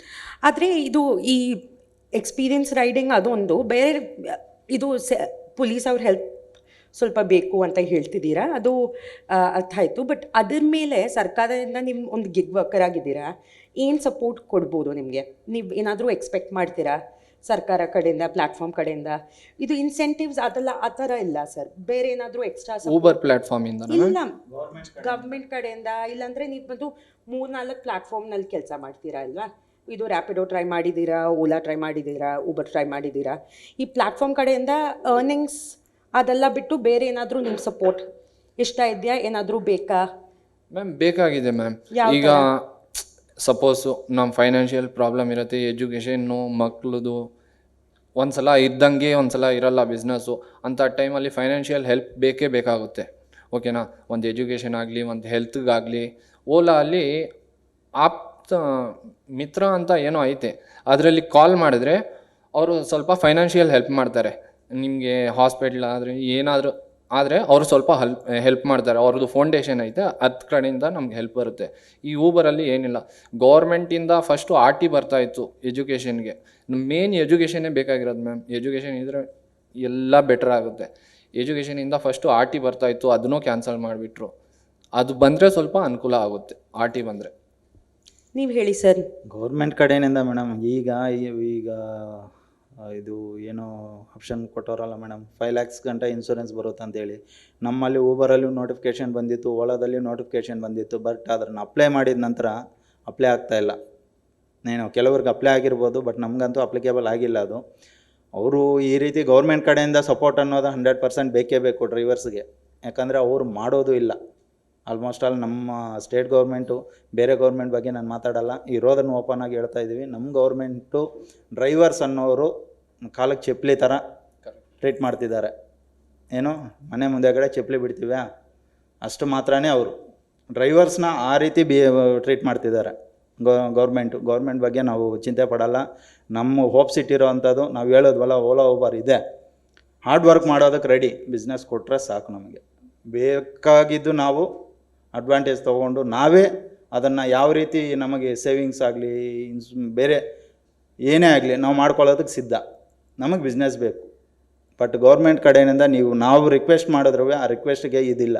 ಈಗ ಸಪೋಸ್ ನಾವು ಹೇಳಿದ್ವಿ, ಈಗ ಅವ್ರ ಕಷ್ಟಕ್ಕೆ ಬರ್ತೀವಿ, ರ್ಯಾಪಿಡೋ ಅಂತ ಅವ್ರು ಆಟೋದವ್ರ ಕಷ್ಟ ನಮಗೆ ಗೊತ್ತಿದೆ, ಯಾಕಂದರೆ ಪಾಪ ಹಾಕಿರ್ತಾರೆ. ಈಗ 2 ವೀಲರಲ್ಲಿ ರೈಡ್ ಬರ್ತಿದ್ದಾವೆ ರ್ಯಾಪಿಡೋ, ಆಲ್ಮೋಸ್ಟ್ ಆಲ್ ಈಗ ಎಲ್ಲರಿಗೂ ಅವ್ರಿಗೊಂದು ಕೋಡ್ ಕೊಟ್ಟವ್ರೆ, 2 ವೀಲರ್ ರೈಡರ್ಸು 100% ಶೂ ಹಾಕ್ಕೊಂಡು ಗಾಡಿ ಓಡಿಸ್ಬೇಕು ಅಂತೇಳಿ. ಅದು ಯಾರಕ್ಕೋಸ್ಕರ ಮಾಡಿದ್ರು? ರ್ಯಾಪಿಡೋದವರು ಗಾಡಿಗಳಿಡೋದು ಪಬ್ಲಿಕ್ಕು ಗಲಾಟೆ ಮಾಡ್ತಿದ್ದಾರೆ ಅಂತೇಳಿ ಅಫಿಷಿಯಲ್ಸ್ ಥರ ಕಾಣಬೇಕು ಅಂತೇಳಿ ಒಂದು ಕೋಡ್ ಕೊಟ್ಟು ಗೌರ್ಮೆಂಟು ಈ ರೀತಿ ಅಕ್ರಮವಾಗಿ ಸಂಪಾದನೆ ಮಾಡೋದಕ್ಕೆ ಮುಂದಾಗಿರ್ಬೇಕಾದ್ರೆ ನಮ್ಮ ಡ್ರೈವರ್ಸ್ನ ಯಾವ ರೀತಿ ಟ್ರೀಟ್ ಮಾಡ್ತಿದ್ದಾರೆ ಅಂತ ಗೊತ್ತಾಗುತ್ತೆ. ಅವ್ರಿಗೂ ಇನ್ಕಮ್ ಬೇಕಲ್ಲ ಸರ್. ಮೇಡಮ್ ನಾವೊಂದು ಈಗ ಅದಕ್ಕಂತಾನೆ ಕಮರ್ಷಿಯಲ್ ವೆಹಿಕಲ್ ಅನ್ನೋದನ್ನು ಇದೆ ಮೇಡಮ್. ನಾವು ಆಲ್ಮೋಸ್ಟ್ ನಾವು ಈಗ ನೀವು ಪ್ರತಿಯೊಂದು ರೈಡಲ್ಲಿ GST ಅನ್ನೋದು ಕಟ್ಟಾಗುತ್ತೆ, ನಮಗೆ ಅದು ರೀಫಂಡ್ ಸಿಗಲ್ಲ. ಓಕೆ ಫೈನ್, ನಾವು ಅದನ್ನು ಕೇಳೋದು ಇಲ್ಲ. ಅದಲ್ಲಿರೋ ಮತ್ತೆ ರೋಡ್ ಟ್ಯಾಕ್ಸ್ ಕಟ್ತೀವಿ, ಮತ್ತೆ ಎಲ್ಲರ ಪೊಲೀಸವ್ರು ಹಿಡ್ಕೊತಾರೆ. ನೀವು ಪರ್ ಡೇ ನಿನ್ನೆ ಎಮಿಷನ್ ಇಲ್ದಿರೋದಕ್ಕೆ ನಾವು 160 ರೂಪಾಯಿ ಎಮಿಷನಕ್ಕೋಸ್ಕರ 300 ರೂಪಾಯಿ ಫೈನ್ ಕಟ್ಟಿದ್ದಾಯ್ತು. ನಾವು ನಿನ್ನೆ ಒಂದು ದಿನ ಮೊನ್ನೆ ಎಕ್ಸ್ಪೈರ್ ಆಗಿದೆ, ಬೈ ಚಾನ್ಸು ಬೈ ಮಿಸ್ಟೇಕ್ ನಾವು ನೋಡ್ಕೊಂಡಿಲ್ಲ. ನಿನ್ನೆ ಒಂದು ದಿನ ಏರ್ಪೋರ್ಟಲ್ಲಿ, ಅದು ಏರ್ಪೋರ್ಟಲ್ಲಿ ಅಲೋನೇ ಇಲ್ಲ ಪೊಲೀಸವರು, ಏರ್ಪೋರ್ಟ್ ಪಾರ್ಕಿಂಗ್ ಹತ್ರ ಬಂದು ಗಾಡಿ ಹಿಡ್ದವ್ರೆ. ಏನು ಮಾಡೋಕ್ಕಾಗುತ್ತೆ ನಾವು? ಮ್ಯಾಮ್ ನೀವು ಹೇಳಿದ್ರಿ ಅವ್ರಿಗೆ ಅರ್ನಿಂಗ್ಸ್ ಬೇಕು ಅಂತ. ಈಗ ನಮ್ಮ FC ಎಷ್ಟಾಗುತ್ತೆ ಗೊತ್ತಾ? ಫಿಟ್ನೆಸ್ ಸರ್ಟಿಫಿಕೇಟು 2500, ಅದ್ರ ಡಬಲ್ ಕಾರ್ಗೆ ಇನ್ಶೂರೆನ್ಸು 7000 ರೂಪೀಸು ಆಟೋಗೆ. ಅವ್ರನ್ನೂ ಅರ್ನಿಂಗ್ಸ್ ಮಾಡಲಿ, ನಮಗೂ ವೈಟ್ ಬೋರ್ಡ್ ಮಾಡಿಬಿಡಿ, ವೈಟ್ ಬೋರ್ಡಲ್ಲಿ ಅರ್ನಿಂಗ್ಸ್ ಕೊಟ್ಬಿಡಿ, ನಾವು ಮಾಡ್ತೀವಿ. ಅವ್ರನ್ನೂ ಮಾಡಲಿ, ನಾವು ಮಾಡ್ತೀವಿ, ಹ್ಯಾಪಿಯಾಗಿರೋಣ ಎಲ್ಲರೂ. ಗೌರ್ಮೆಂಟ್ ಕಡೆಯಿಂದ ಏನಾರು ಸಪೋರ್ಟ್ ಬೇಕಂತ ನಮ್ಗೆ ಅವರು ಸಪೋರ್ಟ್ ಕೊಡೋದು ಬೇಕಾಗಿಲ್ಲ. ನಮ್ಗೆ ಇವ್ರು ಇದ್ದಾರೆ, ಇವರು ಕರೆಕ್ಟಾಗಿ ಅವರು ರೂಲ್ಸ್ನ ಯಾವ ರೀತಿ ಕರೆಕ್ಟಾಗಿ ಅವ್ರು ಗೌರ್ಮೆಂಟ್ ಕಡೆಯಿಂದ ಏನು ಡೈರೆಕ್ಷನ್ಸ್ ಬಂದಿದ್ದಾವೋ ನಮಗೆ ಗೊತ್ತಿಲ್ಲ. ಯಾಕಂದರೆ ಒಬ್ಬೊಬ್ರದ್ದು ಒಬ್ಬೊಬ್ರು ಅಗ್ರಿಗೇಟರ್ದು ಒಂದೊಂದು ರೂಲ್ಸ್ ಇರುತ್ತೆ. ಅವ್ರು ಗೌರ್ಮೆಂಟ್ ಕಡೆಯಿಂದ ಏನು ಡೈರೆಕ್ಷನ್ಸ್ ಬಂದಿರ್ತಾವೋ ಅದನ್ನು ಫಾಲೋ ಮಾಡಲೇಬೇಕು. ಇರುವೆ ನಾವು ಆ ರೀತಿ ಫಾಲೋ ಮಾಡಲೇಬೇಕು. ಬಟ್ ಅದೇ ರೀತಿ ಡ್ರೈವರ್ ಈಗ ಓಲಾ ಓಬರ್ ಕಡೆಯಿಂದ ಈ ರೀತಿ ಡಿಮ್ಯಾಂಡ್ಸ್ ಇಟ್ಟವ್ರೆ ಅಂತ ಗೌರ್ಮೆಂಟಿಗೆ ಎತ್ತು ತಿಳಿಸ್ಬೋದು ಇವರು. ಬಟ್ ಇವರು ಆ ಕೆಲಸ ಮಾಡ್ತಾಯಿಲ್ಲ. ಓಲಾ ಓಬರ್ ಅವರು ಬೇರೆಯವರು ಹೊಸಬ್ರು ಬರಲಿ ತೊಂದರೆ ಇಲ್ಲ, ಬಟ್ ಅದಕ್ಕಿಂತ ಬಿಸ್ನೆಸ್ ಇದೆಯಲ್ಲ ಆ ರೀತಿ ಹೋಗ್ಲಿ ಅಂತ ನಾವು ಬಯಸ್ತೀವಿ. ನಾವು ಯಾವುದು ಅಬ್ಜೆಕ್ಷನ್ ಮಾಡ್ತಾಯಿಲ್ಲ ಇದರಲ್ಲಿ. ಬಟ್ ಕಮರ್ಷಿಯಲ್ ವೆಹಿಕಲ್ನ ಯಾವುದಕ್ಕೆ ಬಳಕೆ ಆಗಬೇಕು ಅದಕ್ಕೆ ಮಾತ್ರ ಬಳಕೆ ಹಾಕೋ ಥರ ಇದಕ್ಕೊಂದು ಓಲಾ ಓಬರ್ ಇವರು ನಮ್ಮ ಜೊತೆ ಸಾಥ್ ಕೊಟ್ಟರೆ ನಾವು ಅವ್ರ ಜೊತೆ ಸಾಥ್ ಕೊಡೋದಕ್ಕೆ ರೆಡಿ, ಇದನ್ನು ಡಿಮ್ಯಾಂಡ್ ಮಾಡೋದಕ್ಕೂ ರೆಡಿ ಗೌರ್ಮೆಂಟ್ ಕಡೆಗೆ. Got it sir. ಒಂದು ಸ್ವಲ್ಪ ಡಿಫ್ರೆಂಟ್ ಡೈರೆಕ್ಷನ್ ಹೋಗೋಣ ಇವಾಗ ಕಾನ್ವರ್ಸೇಷನಲ್ಲಿ. ಆ್ಯಂಡ್ ಇದು ಬಂದು ನಿಮ್ಮ ಅರ್ನಿಂಗ್ಸ್ ಬಗ್ಗೆ ಫಸ್ಟ್ ಕೇಳಿದೆ. ನಿಮ್ಮ ಸಾಕಾ ನೀವು ಅರ್ನ್ ಮಾಡೋದು ದುಡಿಯೋಕ್ಕೆ ಬೆಂಗಳೂರಿನಲ್ಲಿ ಸಾಕಾ ಅಂತ. ಸೆಕೆಂಡ್, ನಿಮ್ಗೆ ಸ್ವಲ್ಪ ನಿಮ್ಮ ಫ್ಯಾಮ್ಲಿ ಬಗ್ಗೆ ಹೇಳ್ತೀರಾ. ನೀವು ಅಪ್ರಾಕ್ಸಿಮೇಟ್ಲಿ ಮಂತ್ಲಿ ಎಷ್ಟು ಮಾಡ್ತೀರಾ? ನಿಮ್ಮದು ಅದು ಡಿಡಕ್ಷನ್ಸ್ ಎಲ್ಲ ಹೋಗಿ ನಿಮ್ಮ ಎಕ್ಸ್ಪೆಂಡಿಚರ್ ಎಲ್ಲ ಹೋಗಿ ಇದು ಪೆಟ್ರೋಲ್ ಅದೆಲ್ಲ. ಮತ್ತು ನಿಮ್ಮ ಮನೆಯಲ್ಲಿ ನೀವೇ ಒಬ್ಬರು ಓನರ ಇಲ್ಲ ಬೇರೆ ಯಾರಾದರೂ ಓನರ್ ಇದ್ದಾರಾ? ನಿಮ್ಮ ಹೆಂಡತಿ ಇಲ್ಲಾಂದರೆ ನಿಮ್ಮ ಮಕ್ಕಳು ಯಾರಾದರೂ ಅರ್ನಿಂಗ್ ಮಾಡ್ತಾರಾ? ಅದೆಲ್ಲ ಹೇಳೋಕ್ಕಾಗುತ್ತಾ? ನೋಡಿ ಮೇಡಮ್, ನಾನು ಒಬ್ಬನೇ ದುಡಿಯೋರು, ಅರ್ಥ ಆಗ್ತಿದೆಯಾ? 2 ಗಾಡಿ ಬಂದು, ಒಂದು ಗಾಡಿ ಲೀಸಿಗೆ ಕೊಟ್ಟಿದ್ವಿ, ಇನ್ನೊಂದು ಗಾಡಿ ಮನೆ ಹತ್ರ ನಿಂತಿದೆ. ಈಗ ಇನ್ಕಮ್ ಇಲ್ಲ ಅಂತೇಳಿ ಆ ಲೀಸಿಗೆ ಕೊಟ್ಟಿರೋಂಥ ಗಾಡಿನೂ ಈಗ ಇನ್ಕಮ್ ಇಲ್ಲ ಅಂತೇಳಿ ಸರಿಯಾಗಿ ಬರ್ತಾಯಿಲ್ಲ. ನಾನು ಒಬ್ಬನೇ ದುಡಿಯೋದು. ಆಲ್ಮೋಸ್ಟ್ ಆಲ್ ನಾನು ಪರ್ ಮಂತು ನಿಮಗೆ ಗೊತ್ತಿರುತ್ತೆ ಅನಿಸುತ್ತೆ, ನಾನು ಶೇರ್ ಮಾಡಿದ್ದೆ ಡೀಟೇಲ್ಸ್ನ. ನಾನು ಪರ್ ಮಂತು 1,10,000 ದುಡಿತಿದ್ದೆ. ಅದರಲ್ಲಿ ನನ್ನ ಡಿಡಕ್ಷನ್ ಎಲ್ಲ ಹೋಗಿ 50,000 ನನಗೆ ಸೇವಿಂಗ್ಸ್ ಆಗ್ತಿತ್ತು. ಈಗಿಲ್ಲ ಬಿಸ್ನೆಸ್. ಈ ಕೊರೋನಾ ಬಂದಾಗಿನಿಂದ ಟೋಟಲ್ ಬಿಸ್ನೆಸ್ ಲಾಸ್ ಆಗಿದೆ. ಏನು ಮಾಡಿದ್ರಿ ಸರ್ ಕೊರೋನಾವಾಗ? ಎಲ್ಲರೂ ಮನೆಯಲ್ಲೇ ಇದ್ವಿ ಮೇಡಮ್, ಎಲ್ಲೂ ಹೋಗಿಲ್ಲ. ಯಾಕಂದರೆ ಎಲ್ಲರಿಗೂ ಒಂದು ರೂಲ್ಸು, ನನಗೊಂದು ರೂಲ್ಸ್ ಅಲ್ಲ. ನಾನು ಗಾಡಿ ಹೊರಗೆ ತರ್ಬೋದು, ನಮಗಿರೋವಂಥ ಇದಕ್ಕೆ ಪ್ರಕಾರ ಗಾಡಿ ಹೊರಗೆ ತಂದು ನಾನು ಎಕ್ಸ್ಟ್ರಾ ಇನ್ಕಮ್ ಮಾಡ್ಕೋಬೋದಿತ್ತು. ಬಟ್ ನನ್ನ ಫ್ಯಾಮಿಲಿ ಸೇಫ್ಟಿಗೋಸ್ಕರ ನಾವು ಹೊರಗೆ ಬಂದಿಲ್ಲ ಮೇಡಮ್. ನನಗಿರೋದು ಒಬ್ಬಳೇ ಮಗಳು, ಈಗ 8th ಸ್ಟ್ಯಾಂಡರ್ಡ್ ಓದ್ತಿದ್ದಾಳೆ. ಏನೋ 79,000 ಪರ್ ಇಯರು ಫೀಸ್ ಕಟ್ಟಬೇಕು ಮೇಡಮ್ ನಾನು. 79,000. ನೀವು ಸರ್? ಮ್ಯಾಮ್ ನಾವಿರೋದು, ಅಪ್ಪ ತೀರ್ಕೊಂಡ್ರು, ನಾನು, ನಮ್ಮಮ್ಮ, ನಮ್ಮ ಅಣ್ಣ. ಅವ್ರಿಗೆ ಒಂದು ಮಗ ಇದ್ದಾನೆ, ನನಗೆ ಒಂದು ಮಗಳಿದ್ದಾರೆ. ಇಬ್ಬರು ಸೇರಿಕೊಂಡು, ನಮ್ಮ ಅಣ್ಣ ಇಲ್ಲೇ ಇಂದಿರಾನಗರಲ್ಲಿ ಸೈನ್ಸ್ ನೈಟಲ್ಲಿ ಸ್ಟೋರ್ ಮ್ಯಾನೇಜರು, ನಾನು ಡ್ರೈವರಾಗಿ. ಈಗ ಸಪೋಸ್ ನೀವು ಏನು ಕೇಳಿದ ಅರ್ಥ ಆಗಲಿಲ್ಲ, ಕ್ವೆಶನ್ ಹೇಳಿ. ನಿಮ್ಮದು ಎಷ್ಟು ಎಕ್ಸ್ಪೆನ್ಸಸ್ ಆಗುತ್ತೆ? ಆ ಇನ್ಕಮ್ನಲ್ಲಿ ನಿಮ್ಗೆ ಎಷ್ಟು ಎಕ್ಸ್ಪೆನ್ಸಸ್ ಎಲ್ಲ ಸ್ಪೆಂಡ್ ಮಾಡ್ತೀರಾ? ಪೆಟ್ರೋಲ್ನಲ್ಲಿ, ಇದು ಲೈಸೆನ್ಸಲ್ಲಿ ಅದೆಲ್ಲ ಅದು FC ಇನ್ಶೂರೆನ್ಸು ಅದೆಲ್ಲ yearly once Yearly ma'am. once, ಹೌದು. ಅದು ಗ್ಯಾಸ್ ಫ್ಯೂಲ್ಲು ನಮಗೆ ಮಿನಿಮಮ್ ಈಗ 700 rupees ಬೇಕು ಮ್ಯಾಮ್. 2500 rupees minimum. ಇಲ್ಲ ಮ್ಯಾಮ್ ಪರ್ ಡೇ. ಓ LPG 36 rupees ಇತ್ತು, ಇಲ್ಲ ಈಗ 65 rupees ಆಗಿದೆ, ಡಬಲ್ಲು. ಓಕೆನಾ, ಅದ್ರ ಬಗ್ಗೆ ಏನು ಚರ್ಚೆ ಇಲ್ಲ. ಯೂನಿಯನ್ ಅವ್ರು ಸುಮ್ಮನೆ ಸ್ಟ್ರೈಕ್ ಮಾಡ್ತಾರೆ, ನಮ್ಮ ಆಟೋ ನಿಲ್ಲಿಸ್ತಾರೆ, ಅವ್ರದ್ದು ಏನಾಯಿತು ಅವ್ರು ತೊಗೊತಾರೆ, ನಾವು ಸುಮ್ಮನೆ ಆವತ್ತು ದಿವಸ ಸ್ಟ್ರೈಕ್ ಇತ್ತು. ಲಾಕ್ಡೌನ್ ಬಗ್ಗೆ ನೀವು ಕೇಳಿದ್ರಿ. ಲಾಕ್ಡೌನಲ್ಲಿ ನನ್ನ ಕಷ್ಟ ನನಗಿತ್ತು, ನಾನು ಡನ್ಝೋ ಮಾಡಿದೆ. ಡನ್ಝೋ ಡೆಲಿವರಿ ಬಾಯ್ ಆಗಿ ಕೆಲಸ ಮಾಡಿದೆ. ಅವ್ರ ಕಡೆಯಿಂದ ಏನು ಬೆನಿಫಿಟ್ ಸಿಕ್ತು ಅಂದರೆ ಅವ್ರು ಸ್ವಲ್ಪ ಅದೇ ಈ ಥರನೇ ರೈಟ್ಸು, ಇಷ್ಟು ಟ್ರಿಪ್ಸ್ ಕಂಪ್ಲೀಟ್ ಮಾಡಿದ್ರೆ ಇನ್ಸೆಂಟಿವ್ ಸಿಗುತ್ತೆ. ಅವ್ರ ಕಡೆಯಿಂದ ವ್ಯಾಕ್ಸಿನ್ನೂ ಹಾಕ್ಸಿದ್ರು. ಅದು ಸ್ವಲ್ಪ ಬೆಟ್ರ್ ಇತ್ತು ಲಾಕ್ಡೌನಲ್ಲಿ. ಸರಿ ಸರ್, ಇದು ನೀವು ಬಂದು ಈ ಡನ್ಝೋನಲ್ಲಿ ಕೆಲಸ ಮಾಡಿದ್ರಿ, ಸರಿ. ಅದು ಹೇಗೆ ಎಕ್ಸ್ಪೀರಿಯನ್ಸ್ ಇತ್ತು? ನೀವು ಬಂದು ಆಟೋಯಿಂದ ಡನ್ಝೋ ಈ ಲಾಕ್ಡೌನ್ ಸಿಚುವೇಷನಲ್ಲಿ ನಿಮ್ಗೆ ಎಕ್ಸ್ಟ್ರಾ ಇನ್ಕಮ್ ಬೇಕಂತ ಶಿಫ್ಟ್ ಮಾಡಿದ್ರಿ. ಆದರೆ ನೀವು ಬಂದು ಇದು ಕನ್ಸಿಡರ್ ಮಾಡಿದ್ದೀರಾ, ಸಮ್ಟೈಮ್ಸ್ ಆಟೋ ಬಂದು ಇಷ್ಟು ಕಾಸ್ಟ್ಲಿ 700 rupees ದಿನಾಗಲೂ ಬೇಕಾ ಅಂತ ಹೇಳ್ತೀರಾ ಗ್ಯಾಸಿಗೆ. ಡನ್ಝೋ ಥರ ಡೆಲಿವರಿ ಮಾಡಿದರೆ ಸ್ವಲ್ಪ ಕಮ್ಮಿ ಖರ್ಚು ಮಾಡಬೇಕಲ್ಲ, ಇದು ಪೆಟ್ರೋಲ್ನಲ್ಲಿ ಈ ಥರ ಡೆಲಿವರಿ ಮಾಡೋಕ್ಕೆ. ಅದು ಕನ್ಸಿಡರ್ ಮಾಡಿದ್ದೀರಾ ಏನಾದರೂ ಆ ಥರ? ಮ್ಯಾಮ್ ಡನ್ಝೋ ಅಂತೂ ನೀವು ಕೇಳಲೇಬೇಡಿ, ಅಷ್ಟು ಬ್ಯಾಡ್ ಎಕ್ಸ್ಪೀರಿಯೆನ್ಸು. ಕಸ್ಟಮರ್ಸು ಅವ್ರು ಯಾರಿಗೆ ಮಾತಾಡ್ತಾರೋ ಅದು ನಮ್ಗೆ ಬೇಕಾಗಿಲ್ಲ. ಇದು ಡ್ರಾಪ್ ಲೊಕೇಶನ್ಗೆ ಹೋಗಿ ಕಾಲ್ ಮಾಡಿದ್ರೆ ಎತ್ತದೇ ಇಲ್ಲ. ಒಂದು ಸಲ ನನ್ನ ಜೊತೆ ಆಗಿರೋದು, ಒಂದು ಲೇಡಿ ಅವ್ರದ್ದು ಏನು ಪರ್ಸ್ನಲ್ ಪ್ರಾಬ್ಲಮ್ ಇತ್ತು ಗೊತ್ತಿಲ್ಲ, ನಾನು ಹೋಗಿ ಕಾಲ್ ಮಾಡ್ತಾಯಿದ್ದೀನಿ ಎತ್ತಾ ಇಲ್ಲ. ಆಮೇಲೆ ನಾನು ಅವ್ರ ಲೊಕೇಶನ್ ಹುಡ್ಕೊಂಡು ಹೋಗಿ ಅಪಾರ್ಟ್ಮೆಂಟಲ್ಲಿ ಕೊಟ್ಟರೆ ಬೈತಾವ್ರೆ ಉಲ್ಟಾ. ಒಂದು ಸಲ ಡೋರ್ ಹತ್ರ ಇಡೋಕ್ಕಾಗಲ್ವಾ ನಿಮಗೆ? ಮ್ಯಾಮ್ ಕನ್ಫರ್ಮ್ ಅಂತೂ ಮಾಡಲೇಬೇಕಲ್ಲ. ಈಗ ಎರಡೂ ಒಂದೇ ಗೇಟ್ ಇರೋದು, ಡೋರ್ ನಂಬರ್ ಅವ್ರು ಮೆನ್ಷನ್ ಮಾಡಿಲ್ಲ. ನಿಮ್ಮ ಇದು ಏನು ಕೊರಿಯರ್ ಎತ್ಕೊಂಡು ಹೋಗಿ ಅವ್ರಿಗೆ ಕೊಟ್ಟರೆ ಆಗ್ಬಿಡತ್ತಾ? ಅದಕ್ಕೆ ನನಗೂ ಬೈದರು, ತುಂಬ ಬೇಜಾರಾಯಿತು. ಬರೀ ನನ್ನ ಪ್ರಾಬ್ಲಮ್ ಐತೆ ಅಂತ ನಾನು ಬಾಯಿ ಮೇಲೇ ಹೇಳ್ಬೋದಾಗಿತ್ತು. ಅದಕ್ಕೆ ನೀವು ಬಂದು ಡನ್ಝೋನಲ್ಲಿ ಬೇಡ ಅಂತ? ಅಯ್ಯೋ ಬೇಡವೇ ಬೇಡ ಮೇಡಮ್, ಆಟೋ ಅಲ್ಲಿ ಆರಾಮಾಗಿದ್ದೀನಿ. ಸರ್, ನೀವು ಬಂದು ಒಂದು ಇಂಟ್ರೆಸ್ಟಿಂಗ್ ಪಾಯಿಂಟ್ ಹೇಳಿದ್ರಿ, ನಿಮ್ಮ ಹತ್ರ 3 ಗಾಡಿ ಇದೆ ಅಂತ. ಸಾರಿ, ನಾನು ಹಾಗೆ ಮಾತಾಡ್ತೀನಿ. ಹೇಳಿ. ನೀವು ಒಂದು ಇಂಟ್ರೆಸ್ಟಿಂಗ್ ಪಾಯಿಂಟ್ ಮೆನ್ಷನ್ ಮಾಡಿದ್ರಿ, 3 ಗಾಡಿ ಇದೆ ಅಂತ ನಿಮ್ಮ ಹತ್ರ. ಈ 3 ಗಾಡಿ ಹೇಗೆ ಕರೆದ್ರಿ ನೀವು? ಇದು ಏನು ಲೋನ್ ಸಿಕ್ತು? ಮೇಡಮ್ ನಾನು ಫಸ್ಟು ಒಂದು ಗಾಡಿ ತೊಗೊಂಡು ಅದನ್ನು ಲೋನು 85% ಲೋನ್ ಕಂಪ್ಲೀಟ್ ಆದಮೇಲೆ ಇನ್ನೊಂದು ಗಾಡಿ ಈಸ್ಕೊಳ್ಳೋದು. ಈ ಫಸ್ಟ್ ಗಾಡಿನಲ್ಲಿ 85% ಲೋನ್ ಕಂಪ್ಲೀಟ್ ಆಗಿದ್ಮೇಲೆ 15% ಮಾತ್ರ ಬಾಕಿ ಇರುತ್ತಲ್ವ, ಆಗ ಒಂದು ಸ್ವಲ್ಪ ನಮಗೆ ಕಮಿಟ್ಮೆಂಟ್ಸ್ ಇರ್ತವೆ. ಕಮಿಟ್ಮೆಂಟ್ನ ಕರೆಕ್ಟಾಗಿ ಕವರ್ ಮಾಡಿಕೊಂಡು ನೆಕ್ಸ್ಟ್ ಗಾಡಿಗೆ ಕೈ ಹಾಕಿದ್ವಿ. ಅರ್ಥಾಯ್ತು. ಇದು ನೀವು ಅಪ್ರಾಕ್ಸಿಮೇಟ್ಲಿ ಯಾವ ಇಂಟ್ರೆಸ್ಟ್ ರೇಟ್ನಲ್ಲಿ ಲೋನ್ಸ್ ತೊಗೋತೀರಾ? ಮತ್ತು ಇನ್ಕಮ್ ಇದೆ, ಓಲಾ ಊಬರಲ್ಲಿ ಇನ್ಕಮ್ ಇತ್ತಲ್ಲ ಮೇಡಮ್, ನಾನು ಆಲ್ರೆಡಿ ದುಡಿತಿದ್ದೀನಿ. ಹಾಂ, ಆ ದುಡಿತಾ ಇದ್ದಿದ್ದಕ್ಕೆ ಇನ್ನೂ ಎಕ್ಸ್ಟ್ರಾ ಇನ್ಕಮ್ ಬೇಕಾಗುತ್ತೆ, ಸೋರ್ಸ್ನ ಹುಡ್ಕೊಂಡು ಹೋಗೋಣ ಅಂತೇಳಿ ಇನ್ನೊಂದು 2 ಗಾಡಿ ತೊಗೊಂಡಿದ್ದೆ, ಪರ್ಚೇಸ್ ಮಾಡಿದ್ದೆ. ಇದು ಎಷ್ಟು EMI ಕಟ್ಟಿಸ್ತೀರಾ? EMI ಬಂದು 13,273 rupees ಮೇಡಮ್ ಪರ್ ಮಂತ್. ನೀವು ಬಂದು ಏನು ಫಾರ್ಮಲ್ ಬ್ಯಾಂಕಿಂದ ತೊಗೊಂಡ್ರಾ ಇಲ್ಲ ಬೇರೆ? ಇಲ್ಲ ಮೇಡಮ್, ಫೈನಾನ್ಸ್, ಮಹೇಂದ್ರ ಫೈನಾನ್ಸ್ ಅಂತೇಳಿ 3 ಗಾಡಿನೂ ಅಲ್ಲೇ ತೊಗೊಂಡಿದ್ದೀನಿ. 3 ಗಾಡಿನೂ ಅಲ್ಲೇ ತೊಗೊಂಡಿದ್ದೀನಿ. ಓಕೆ. ಆ್ಯಂಡ್ ಇದು ಎಷ್ಟು ಪರ್ಸೆಂಟೇಜ್ ಇಂಟ್ರೆಸ್ಟ್? ಪರ್ಸೆಂಟೇಜು ನಮಗೆ 14 ಅಂತ ಹೇಳಿದ್ರು, ಬಟ್ ಈಗ ಅದು ಅಪ್ಲಿಕೇಬಲ್ ಆಗಿರೋವಂಥದ್ದು 18% ಆಗಿದೆ. ಈಗ ಮತ್ತೆ ಈ ಕೊರೋನಾನಿಂದ ಮತ್ತೆ ಈಗ ಇನ್ಕ್ರೀಸ್ ಮಾಡಿದ್ದಾರೆ ರೇಟ್ಸ್ನ. ಇನ್ನೂ ಒಂದು 6-7 months ಇದೆ EMI ಬ್ಯಾಲೆನ್ಸಿಂಗು. ಅದು ಕಂಪ್ಲೀಟ್ ಆದರೆ ಆಮೇಲೆ ಇನ್ನು ಮತ್ತೆ ಗಾಡಿಗಳು ಸವಾಸಕ್ಕೆ ಹೋಗಲ್ಲ ಮೇಡಮ್, ಸೈಲೆಂಟ್ ಆಗ್ತೀವಿ. ಇರೋದನ್ನೇ ನೀಟಾಗಿ ಮೇಂಟೈನ್ ಮಾಡಿಕೊಂಡು ದುಡ್ಕೊಂಡು, ಯಾಕಂದರೆ ಈಗ ಆಲ್ಮೋಸ್ಟ್ ಆಲ್ ಬಿಸ್ನೆಸ್ ಡ್ರಾಪ್ ಆಗಿದೆ.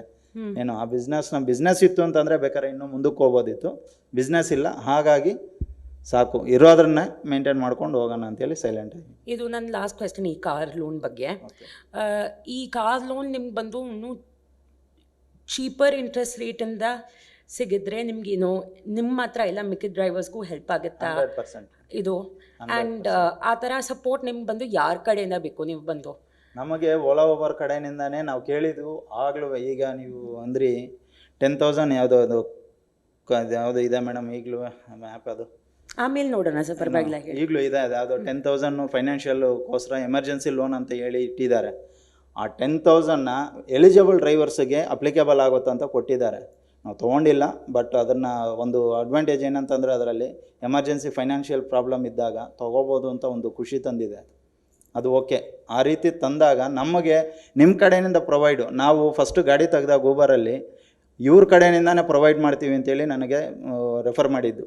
ಬಟ್ ಗಾಡಿ ಬುಕ್ ಮಾಡಿದಕ್ಕೆ ಹೋದಾಗ ಆವಾಗ ಗೊತ್ತಾಗಿದ್ದು ನಮಗೆ ಫೈನಾನ್ಷಿಯಲ್ ಅವರು ಲೋನ್ ಕೊಡ್ತಿದ್ದಾರೆ. ಬಟ್ ಊಬರ್ ಕಡೆಯಿಂದ ಒಂದು ಅದರಲ್ಲಿ ಅಡ್ವಾಂಟೇಜು ಒಂದು ನನಗೆ 40,000 ಪರ್ ವೆಹಿಕಲ್ಗೆ ಸಿಕ್ತು.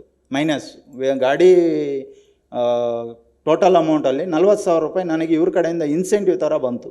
ಅದೊಂದು ಅಡ್ವಾಂಟೇಜ್ ಮೇಡಮ್ ನಮಗೆ. Okay, thank you. ಇದು ನನ್ನ ಲಾಸ್ಟ್ ಕ್ವೆಶ್ಚನ್ ಆಗಿತ್ತು. I am opening the floor to any audience questions. We have ರಫ್ಲಿ about 8 minutes to take questions. It's yeah, there's mic there. Yeah, anybody has any questions, just raise your hand. Gautam, I think. If you can keep your questions in Kannada, would be grateful, but happy to translate as well. I'll speak in English. No, yeah. Generally, the impression I am getting from the talk that you had so long, that Uber and Ola are fair employers, not employers, aggregators. And generally, they are getting a fair return. And so it has improved their lives and things compared to what it was earlier. And from I use Uber and Ola extensively. Recently, the fares have gone up. But possibly now, earlier the rates were very low, so these people were just, allowing the bookings and then cancelling it. Now I am readily getting it because the fares have gone up, and so their returns are better, I guess. So overall impression I seem to get is that this has generally improved the life of the workers, gig workers, as also the users. I mean, that's the impression I am getting. So I don't know what everybody else's impression is. Thank you. ಅವ್ರು ಬಂದು ಇದು ಒಂದು comment ಮಾಡಿದ್ರು, ಒಂದು ಇದು ಪ್ರಶ್ನೆ ಇಲ್ಲ ಅಂತ. ಅವ್ರಿಗೆ ಏನು ಅನ್ನಿಸ್ತಿದೆ ಅಂತ, ಇದು ಪ್ಲ್ಯಾಟ್ಫಾರ್ಮ್ಸ್ ಅಗ್ರಿಗೇಟರ್ಸ್ ಬಂದ ಮೇಲೆ ಇದು ನಮ್ಮ ಸಿಟಿನಲ್ಲಿ ಜನರಲಿ ಇಂಡಿಯಾನಲ್ಲಿ ನಿಮಗೂ ಅರ್ನಿಂಗ್ ಸ್ವಲ್ಪ ಜಾಸ್ತಿ ಆಗಿದೆ, ನಮ್ಮ ಕಸ್ಟಮರ್ ಕಡೆ ನಮಗೂ ಇದು ರೈಡ್ ಆಕ್ಸೆಸ್ ಇದು ಈಸಿ ಆಗಿದೆ. ಸೊ ಅವ್ರ ಇಂಪ್ರೆಷನ್ ಆ ಥರ ಅಂತ ಹೇಳಿದ್ರು. ನಿಮ್ಗೆ do you agree with him? ಅವರು ಅಗ್ರಿ? ಓಕೆ ಮೇಡಮ್, ಅದರಲ್ಲಿ ಏನಿದೆ, ನೀವು ಅಗ್ರಿ ಮಾಡ್ತೀರಾ? Correct ma'am. ನಮ್ಮ ಜೊತೆನೇ ಆಗಿದೆ. ಈಗ ನಮ್ಮ ಫಾದರು 89 yearsಲ್ಲಿ ಎಕ್ಸ್ಪೈರ್ ಆದರು. ಫಸ್ಟು ನಾವು ಆಟೋನ ಹುಡ್ಕೊಂಡು ಹೋಗ್ಬೇಕಾಗಿತ್ತು, ಎಲ್ಲಿದ್ದಾರೆ ಅವ್ರು, ಹೋದರೆ ಅವ್ರ ರೆಫ್ಯೂಸು ತುಂಬ ಇತ್ತು. ಈಗ ಫೇರ್ ಇದರಲ್ಲೇ ತೋರಿಸುತ್ತೆ. ನಾವು ನಮ್ಮ ಮನೆಯಲ್ಲಿ ಕೂತ್ಕೊಂಡು ಬುಕ್ ಮಾಡಿದ್ರೆ, ನಾನು ಆಟೋ ಡ್ರೈವರು, ನಾನೇ ಹೋಗಿ ಆಟೋ ಕೇಳಿದ್ರೆ ಅವ್ರು 500 ರೂಪಾಯಿ ಕೇಳ್ತಾರೆ. ಇದರಲ್ಲಿ 180, 190. ಈಗ ಜಸ್ಟ್ ಬಂದೆ, 180 rupees ಕ್ಲೋಸು. ಅದೇ ನಾವು ಆಟೋ ಡ್ರೈವರ್ಸ್ ಕೇಳಿದ್ರೆ 300 ರೂಪಾಯಿ ಕೊಡು, 400 ರೂಪಾಯಿ ಕೊಡು, ಫುಲ್ ಟ್ರಾಫಿಕ್. ಆ ಥರ ಇದು ಒಂದು ಅಡ್ವಾಂಟೇಜ್ ಆಗಿದೆ. Anybody else? ಸರ್ ನಮಸ್ಕಾರ, ನಾನು ಪ್ರಗತಿ ಅಂತ. ಜಾಸ್ತಿ ಡ್ರೈವರ್ ಪಾರ್ಟ್ನರ್ಸಿಂದ ಏನು ಕೇಳಿ ಬರ್ತಿದೆ ಅಂದರೆ, ಈ ನಡುವೆ Uber at least 25% per ride share ತೊಗೊತಾರೆ. ಆಮೇಲೆ ಎರಡು ವಾರ 3 ವಾರ ಆದ್ರೂ ಅವ್ರಿಗೆ ಸ್ಯಾಲ್ರಿ ಬರ್ತಿಲ್ಲ. ಸೊ ಜಾಸ್ತಿ ಅವರು ಡಿಜಿಟಲ್ ಪೇಮೆಂಟ್ಸ್ಗಿನ ಕ್ಯಾಶ್ ಪ್ರಿಫರ್ ಮಾಡ್ತಾ ಇದ್ದಾರೆ. ಸೊ ಇದ್ರ ಬಗ್ಗೆ ಏನು ಹೇಳ್ತೀರಾ? ಕ್ಯಾಶು ಡಿಜಿಟಲ್ ಅನ್ನೋದನ್ನು, ಡಿಜಿಟಲ್ ಇದ್ದರೆ ಮಾತ್ರನೇ ಮೇಡಮ್ ಅಡ್ವಾಂಟೇಜು. ಯಾಕಂದರೆ ಆಲ್ಮೋಸ್ಟ್ ಆಲ್ ಕ್ಯಾಶ್ ಪೇಮೆಂಟ್ಗಳಲ್ಲಿ ಚೇಂಜಸ್ ಪ್ರಾಬ್ಲಮ್ ಬರುತ್ತೆ. ಈಗ ಡ್ರೈವರ್ಸ್ ಹತ್ರನೂ UPI IDಸು ತುಂಬ ಇದ್ದಾವೆ. ಕ್ಯಾಶ್ ಪೇಮೆಂಟ್ ಆದಾಗ ಅವ್ರ ಹತ್ರನೂ ಮಾಡ್ಬೋದು. ಬಟ್ ಈಗ Bengaluru almost all server full network issue ಆಗ್ತಿದೆ ಮೇಡಮ್. ಆಲ್ಮೋಸ್ಟ್ ಆಲ್ ನೆಟ್ವರ್ಕ್ ತುಂಬ ಆಗಿದ್ದಾವೆ ಆ ರೀತಿ ನೆಟ್ವರ್ಕ್. ಅದಕ್ಕೆ ಡಿಜಿಟಲ್ ಪೇಮೆಂಟ್ ಇದ್ದರೆ ಒಳ್ಳೆಯದು. ಯಾಕಂದರೆ ಆಲ್ಮೋಸ್ಟ್ ಆಲ್ ಊಬರ್ ಕಡೆಯಿಂದ ಒಂದು ಅಡ್ವಾಂಟೇಜ್ ಇದೆ, ಕ್ಯಾಶ್ ಔಟ್ ಮಾಡ್ಕೋಬೋದು. ಎಮರ್ಜೆನ್ಸಿ ಬೇಕು ಅಂದಾಗ ಊಬರ್ ವಾಲೆಟಲ್ಲಿ ಇರುವಂಥ ಅಮೌಂಟ್ನ ಆಟೋಮೆಟಿಕ್ಕಾಗಿ 1 ಅವರಲ್ಲಿ ನಮ್ಮ ಅಕೌಂಟ್ಗೆ ಟ್ರಾನ್ಸ್ಫರ್ ಆಗೋ ಥರ ನಾವು ಕ್ಯಾಶ್ ಔಟ್ ಆಪ್ಷನ್ನ ತಂದಿದ್ದಾರೆ. ಅದನ್ನು ಮಾಡ್ಕೊತೀವಿ. ನಾವು ಡಿಜಿಟಲ್ ಇದ್ದರೆ ಒಳ್ಳೆಯದು. ಓಕೆ, ಬಟ್ ಅವ್ರು ಜಾಸ್ತಿ ಹೇಳ್ತಿರೋದಂದರೆ 2-3 ವಾರ ಆದ್ರೂ ಅವ್ರಿಗೆ ಪೇಮೆಂಟ್ ಸಿಗಲ್ಲ. ಸೊ ನೀವು ಕ್ಯಾಶ್ ಇದು ನಾನು ಅಗ್ರಿ ಮಾಡಲ್ಲ ಮೇಡಮ್. ಯಾಕಂದರೆ ಯಾವುದೇ ಕಾರಣಕ್ಕೂ ಡ್ರೈವರ್ಸು ಆ ರೀತಿ ಪ್ರಾಬ್ಲಮ್ ಫೇಸ್ ಮಾಡಿರೋದಂತಂದರೆ, ಏನಾರ ಅಕೌಂಟ್ ಅವ್ರದ್ದು ಏನಾರ ಪ್ರಾಬ್ಲಮ್ ಇದ್ದರೆ ಅವ್ರು ಹೋಲ್ಡ್ ಮಾಡೋದಕ್ಕೆ ಆಪ್ಷನ್ ಇದೆ. ಇದುವರೆಗೂ ನಮಗಂತೂ ನನ್ನ ಎಕ್ಸ್ಪೀರಿಯೆನ್ಸಲ್ಲಿ ಯಾವತ್ತೂ ನನ್ನ ಪೇಮೆಂಟ್ ಹೋಲ್ಡ್ ಆಗಿಲ್ಲ ಮೇಡಮ್. ಫಸ್ಟು ವೀಕ್ಲಿ ಒನ್ಸ್ ಬರ್ತಾಯಿತ್ತು ಮ್ಯಾಮ್ ಸ್ಯಾಲ್ರಿ. ಆದರೆ ಈಗ ನಾವು DSC ಮೀಟಿಂಗ್ ಆದಮೇಲೆ ಪರ್ ಡೇ ನಿಮಗೆ ಡೈಲಿ ಕ್ಯಾಶ್ ಔಟ್ ಮಾಡ್ಕೋಬೋದು. ಅದು ಯಾರಾದರೂ ಸ್ಪಾರ್ಕ್ ಮನಿ ಅಂತ ಊಬರ್ ಕಡೆಯಿಂದ ಲೋನ್ ಕೊಟ್ಟರು, ಆ ಲೋನ್ ತೊಗೊಂಡಿರೋರಿಗೆ ಆ ಥರ ಪ್ರಾಬ್ಲಮ್ ಆಗ್ತಾಯಿತ್ತು. ಎಲ್ಲರಿಗೂ ಆಗ್ತಾಯಿಲ್ಲ ಅದು. Thank you. Hi, I'm going to speak in English, sorry. So I have 2 questions. One is around So there's a promise around gig work and how it offers flexibility to workers. So I wanted to understand from them, does that flexibility actually materialize in terms of the incentive patterns that they're given and all? Can they actually take a day off when they feel like it or log off when they feel like it? The second is, so the policies, fares, and all of that keep changing with tech companies pretty quickly. Like they move very fast. So do they get enough notice of that so that they can plan into the future, or is that an issue that occurs? Okay, ಅವ್ರು ಬಂದು 2 question ಕೇಳಿದ್ದಾರೆ. First ಬಂದು ನೀವು ಬಂದು ಈ ಪ್ಲ್ಯಾಟ್ಫಾರ್ಮ್ಸ್ನಲ್ಲಿ ಕೆಲಸ ಮಾಡೋದು ನಿಮ್ಮ ಚಾಯ್ಸ್ ಇದೆ, ಯಾವಾಗ ಬೇಕಾದರೂ ಇದು ಲಾಗಿನ್ ಮಾಡ್ಬೋದು, ಲಾಗೌಟ್ ಮಾಡ್ಬೋದು ಅಂತ ಅಟ್ಲೀಸ್ಟ್ ಅದೇ ಪ್ರಾಮಿಸ್ ಮಾಡ್ತಾರೆ. ಆದರೆ ಇನ್ ರಿಯಾಲಿಟಿ ನಿಮ್ಗೆ ಬಂದು ಯಾವಾಗ ಬೇಕಾದರೂ ನೀವು ಬಂದು ಲೀವ್ ತೊಗೋಬೋದಾ? ನೀವು ಆ ಥರ ಮಾಡಿದ್ದೀರಾ? ಇದು ನೀವು ಯಾವಾಗ ಬೇಕಾದರೂ ಲಾಗಿನ್ ಮಾಡ್ತೀರಾ, ಲಾಗೌಟ್ ಮಾಡ್ತೀರಾ? ನಿಮ್ಮ ಬೇಕಂದರೆ ನನಗೆ ಇವತ್ತೊಂದು ಲೀವ್ ಬೇಕು ಅಂತ ಆ ಥರ ಇದು ಲಾಗಿನ್ ಮಾಡೋದಿಲ್ವಾ? ಲೀವ್ ಸಿಗುತ್ತಾ ನಿಮಗೆ, ನೀವು ತೊಗೋತೀರಾ ಅಂತ?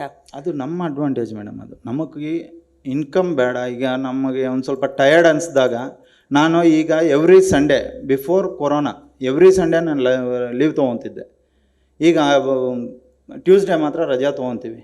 ವೀಕ್ಲಿ ಒನ್ಸ್ 100% ರಜಾ ತೊಗೊತೀವಿ ಮೇಡಮ್. ನೀವು ಅದು ಚಾಯ್ಸಾಗಿ ಮಾಡ್ತೀರಾ? ನಾನು ಚಾಯ್ಸ್, ಯಾಕಂದರೆ ನಾನು ನಮ್ಮ ಫ್ಯಾಮ್ಲಿ ಜೊತೆ ಸ್ಪೆಂಡ್ ಮಾಡಬೇಕು ಅಂತ ಒಂದು ಕಾರಣಕ್ಕೋಸ್ಕರ ನಾವು ಫ್ಯಾಮ್ಲಿಗೋಸ್ಕರ ಒಂದು ದಿನ ರಜಾ ಹಾಕ್ತೀವಿ. ನೀವು ಸರ್? ಮ್ಯಾಮ್ ನಂದು ಒಂದು ಪಾಲಿಸಿ, ಮಾರ್ನಿಂಗು 4 ಗಂಟೆಗೆ ಹೋಗ್ತೀನಿ. ಮಾರ್ನಿಂಗ್ 4 ಗಂಟೆಗೆ ಹೋಗಿ ಮಧ್ಯಾಹ್ನ 2 ಗಂಟೆ. ಈಗ ನೋಡಿ, ಸಪೋಸ್ ಈಗ ಸಡನ್ಲಿ ನನಗೆ ಮೀಟಿಂಗ್ ಅಂತ ಗೊತ್ತಾಯಿತು, ಪೇರೆಂಟ್ಸ್ ಮೀಟಿಂಗ್ ಇತ್ತು ಸ್ಕೂಲಲ್ಲಿ.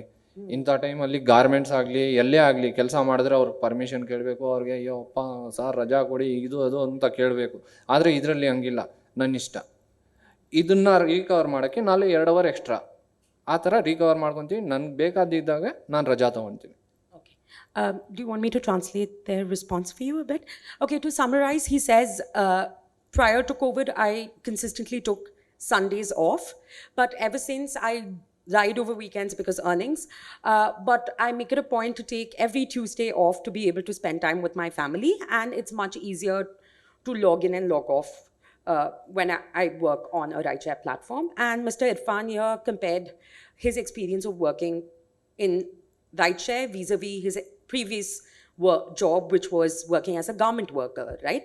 And he says, he typically rides from 4 a.m. in the morning to say 2 p.m. in the afternoon, and after that he's able to take time off to do what he wants.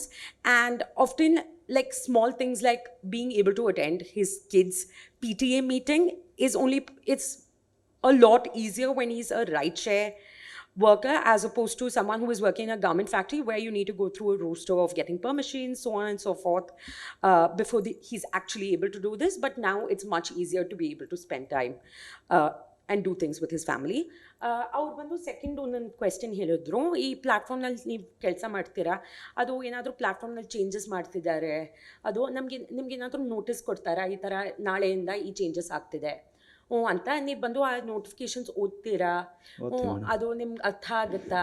ನಿಮ್ಗೆ adequate notice ಸಿಗುತ್ತಾ ಈ changes? ಹೌದೌದು madam. ಅವ್ರು ಏನೇ changes ಕಂಡ್ರು Ola Uber ಪ್ಲಾಟ್ಫಾರ್ಮ್ನಲ್ಲಿ 100% ಅದನ್ನು notification ಮುಖಾಂತರ ನಮ್ಮ ಮೊಬೈಲ್ಗೆ ಆ್ಯಪಲ್ಲಿ ಕಳಿಸ್ತಾರೆ ಮೇಡಮ್. ಅದನ್ನು ಓದಿ ನಾವು ತಿಳ್ಕೊತೀವಿ ಏನು ಚೇಂಜಸ್ ಬರ್ಬೋದು. ಈಗ ರೇಟ್ಸ್ ಆಗಲಿ, ಆಮೇಲೆ ಸೆಕ್ಯೂರಿಟಿ ಸಿಸ್ಟಮ್ಸ್ ಆಗಲಿ, ನೋಟಿಫಿಕೇಷನ್ ಬರ್ತಾನೆ ಇರುತ್ತೆ. ನೀವು ಸರ್? ಮ್ಯಾಮ್ ನಾನು ನೋಟಿಫಿಕೇಷನ್ನೇ ಓದಲ್ಲ. ನೀವು ಏನಾದ್ರು ತಿಳ್ಕೊಳ್ಳಿ, ಯಾಕಂದರೆ ನಾನು ಓದಿರೋದು ಗೌರ್ಮೆಂಟ್ ಸ್ಕೂಲು, ಉರ್ದು ಸ್ಕೂಲು, ಓಕೆನಾ? ಅದರಲ್ಲಿ ಕನ್ನಡ ಸೆಕೆಂಡ್ ಲ್ಯಾಂಗ್ವೇಜು. ಆದರೆ ನಾನು ಬೆಟ್ರಾಗಿ ಸ್ವಲ್ಪ ಚೆನ್ನಾಗಿ ಓದಿದ್ದು ಇಂಗ್ಲೀಷು. ಅದರಲ್ಲಿ ಕನ್ನಡದಲ್ಲೇ ಬರುತ್ತೆ. ಯಾರೂ ಬೇಜಾರು ಮಾಡ್ಕೋಬೇಡಿ, ತಪ್ಪು ತಿಳ್ಕೊಬಾರ್ದು. ಇಲ್ಲ, ಯಾಕಂದರೆ ತಪ್ಪು ತಿಳ್ಕೊಬಾರ್ದು. ನನಗೆ ಬರೋದು ಸ್ವಲ್ಪ ಇಂಗ್ಲೀಷು. ನಾನು 10 ಸಲ ಹೇಳಿದ್ದೀನಿ, ನೋಟಿಫಿಕೇಶನ್ ಬಂದು ಸ್ವಲ್ಪ ಇಂಗ್ಲೀಷಲ್ಲೋ ಕೊಡಿ, ಕನ್ನಡಲ್ಲೋ ಕೊಡಿ. ಕನ್ನಡನೇ ಮೇನ್. ಆ್ಯಪ್ನಲ್ಲಿ ನೀವು ಲ್ಯಾಂಗ್ವೇಜಸ್ ಚೇಂಜ್ ಮಾಡ್ಕೊ? ಇಲ್ಲ ಮ್ಯಾಮ್, ಬರಲ್ಲ. ಆ್ಯಪ್ಪು ಈಗ ನಾವು ಸೆಟ್ಟಿಂಗ್ಸಲ್ಲಿ ಇಂಗ್ಲೀಷ್ನ ನಾವು ಪ್ರಿಫರ್ಡ್ ಲ್ಯಾಂಗ್ವೇಜ್ ಅಂತ ನಾವು ಸೆಟ್ ಮಾಡಿಕೊಂಡಾಗ ನೋಟಿಫಿಕೇಷನ್ ಬರುತ್ತಲ್ವ ಓಲಾ ಊಬರ್ ಕಡೆಯಿಂದ, ಆಲ್ಮೋಸ್ಟ್ ಆಲ್ ಎಲ್ಲ ಕನ್ನಡದಲ್ಲೇ ಬರ್ತಿದೆ. ಅದು ಸ್ವಲ್ಪ ನನಗಂತ ಇಲ್ಲ ಮ್ಯಾಮ್, ಬೆಂಗಾಲಿಸ್ನೂ ಇದ್ದಾರೆ, ಆಂಧ್ರದವರು ಇದ್ದಾರೆ, ಎಲ್ಲರೂ ಇದ್ದಾರೆ. ಪಾಪ ತುಂಬ ಎಲ್ಲರೂ ಕಷ್ಟ. ಈಗ ನಾನು ಬೆಂಗಳೂರಲ್ಲಿ ಹುಟ್ಟು ಬೆಳೆದು ನನಗೂ ಇಷ್ಟು ಕಷ್ಟ ಇದೆ ಅಂದರೆ ಆಚೆ ಅವ್ರಿಗೂ ಕಷ್ಟ ಇದೆ. ಇನ್ನು ಒಂದು ಇರಿಟೇಟ್ ಮಾಡ್ತಾರೆ, ಒಂದೇ ನೋಟಿಫಿಕೇಶನ್ ಕಲಿಸಿ ಇರಿಟೇಟ್ ಮಾಡಿ. ಆ್ಯಕ್ಚುಲಿ ನಮ್ಮದು native AP madam, Andhra. But ನಾನು 4ನೇ ಕ್ಲಾಸ್ ಓದಬೇಕಾದ್ರೆ ಕನ್ನಡ ಪ್ಲಸ್ಸು ತೆಲುಗು 2 ಕಲ್ತವ್ರು ನಾನು. ಅದರಿಂದ ನಮಗೆ ಒಂದು ಅಡ್ವಾಂಟೇಜ್ ಏನಂತಂದರೆ ಇವಾಗ ನೋಟಿಫಿಕೇಶನ್ಸ್ ಕನ್ನಡದಲ್ಲೇ ಇಂಗ್ಲೀಷಲ್ಲಿ ಬರಲ್ಲ. ಇಂಗ್ಲೀಷಲ್ಲಿ ಬರಲ್ಲ. ಓಕೆ, ಅದೊಂದು ಲ್ಯಾಂಗ್ವೇಜ್ ಪ್ರಿಫರ್ಡ್ನ ಚೇಂಜ್ ಮಾಡಿದ್ರೆ ಒಳ್ಳೆಯದು ಅಂತ. ಯಾಕಂದರೆ ಅವ್ರವ್ರಿಗೆ ಬೇಕು ಅನ್ನೋ ಥರ ಚೇಂಜ್ ಮಾಡ್ಕೊತ. ಈಗ ನಾವು ಆ್ಯಪ್ ಸೆಟ್ಟಿಂಗ್ಸಲ್ಲಿ ಇಂಗ್ಲೀಷ್ ಅಂತ ಚೇಂಜ್ ಮಾಡಿದಾಗ ಇಂಗ್ಲೀಷಲ್ಲೇ ಬಂತು ಅಂತಂದರೆ ಅವರು ಕಂಫರ್ಟ್ ಆಗುತ್ತೆ. ನನಗೆ ಯಾವ ಲ್ಯಾಂಗ್ವೇಜ್ ಆದರೂ ಓಕೆ. ನಾನು ತಮಿಳು ಓದ್ತೀನಿ, ತಮಿಳು ಓದಲ್ಲ, ಕನ್ನಡ, ಹಿಂದಿ, ತೆಲುಗು, ಇಂಗ್ಲೀಷು, ಈ 4 ಲ್ಯಾಂಗ್ವೇಜು ನನಗೆ ಬಂತು ಅಂತಂದರೆ ನಾನು ಒಂದು ಓದ್ಕೊಂಡು ನಾನು ಅರ್ಥ ಮಾಡ್ಕೊಂಡು. ಬಟ್ ಅವ್ರಿಗೆ ಒಂದೇ ಅಲ್ವಾ, ಆ ಅಂಥ ಡ್ರೈವರ್ಸ್ಗೆ ತುಂಬ ಅಡ್ವಾಂಟೇಜ್ ಯೂಸ್ಫುಲ್ ಆಗುವಂಥದ್ದು ಲ್ಯಾಂಗ್ವೇಜ್ ಪ್ರಿಫರ್ಡು. ಅದು ಮಾತ್ರ ಸೆಟ್ ಮಾಡಿಕೊಟ್ರೆ ಒಳ್ಳೆಯದು ಅಂತ ಅಷ್ಟೇ ನಮ್ಮ ಅನಿಸಿಕೆ. Okay, I will quickly translate, but also just a word of caution. This is the last question that we took from her. And then Saryu's part of the panel will begin. So what they said was, yes, he reads the notifications. There's always adequate notice given. And if you're someone who reads the notification, it's easier for you to know that there are set changes being implemented to the platform. He says, while there are notifications and sometimes incessant notifications to the extent that it annoys you, he's not able to make sense of most of it because these notifications come in Kannada, appear in Kannada, not necessarily a script that he's familiar with. He's like, because it's in Kannada and I'm not able to read it, I tend to ignore it. And that's his takeaway. But he says he's someone who can read notifications in Telugu, in Kannada, in Hindi, and in English. So he's able to comprehend and act accordingly. Okay, last question from Vinay. Yeah. They do have an option to choose their preferred language, but the notifications in Bangalore, for example, are all typically in Kannada, regardless of what language choice they input into the app. And so the point the sir on the right raised was that it would be beneficial if the notifications came in the language preference that they chose. Thank you, Anand avare ಮತ್ತೆ ಇರ್ಫಾನ್ ಅವರೇ ಬಂದು ಮಾತಾಡಿದಕ್ಕೆ. Thank you. Thank you very much to Mr. Anand and Mr. Irfan for that very enlightening conversation. Thanks for spending the time. Now we move on to the panel discussion to discuss some of the themes surfaced in the previous conversation. One of the privileges, of course, of being a moderator is that I get to learn and listen from the rest of the panel while getting to ask the difficult questions. So I won't waste any more time. Just a quick introduction to the panel. We have Dr. Sakshi Khurana, who's a senior specialist at Niti Aayog. She's come all the way from Delhi to speak here. Aditi Suri, who's a senior consultant at the Indian Institute of Human Settlements. And then Athira Menon, who's head public policy for Uber for South India and Sri Lanka. Welcome and thank you very much for taking the time. I'm going to just directly jump into discussing the notion of platform work a little bit more. And I'd like to start with a question to all three of you. Why is the platform economy at this moment so important to workers? We heard a little bit from the experiences in the conversation just now, but why is it so important to the economy and why is it important now? I'd love to hear from all of them. To start with Dr. Sakshi. Thank you, first of all, Saryu, for inviting me, and lovely to be here in the panel. Yes, one is that globally there has been a rise in platforms in the past 1 decade especially, and ILO reports that 8% of platforms are concentrated in India. So India is a leading country for platforms as well as, or one of the leading countries for platforms as well as platform workers. We have huge platform workers as compared to other countries. So the increased digitalization, the uptake in technology, technological interventions in different production spaces have contributed to the growth of platforms. And as we also were discussing in the previous panel, it also represents somewhere the aspirations of workers or change in attitude of workers, especially young workers who want to do more flexible work, who want more freedom in terms of the time that they spend doing their work and where they work from. They sometimes want to work remotely, which some platforms allow them to do. So that's something which has contributed to the rise in gig and platform work, especially in the recent years. Also, as our report highlights, the Niti Aayog report highlights, there's also potential in this sector for different sections of workers, like young workers, for women workers, for persons with disabilities, given the flexible nature of some of the work involved through platforms. So our report gives recommendations also for more social inclusion in this kind of work. So I would say that's what's brought more prominence to this work. Aditi, over to you.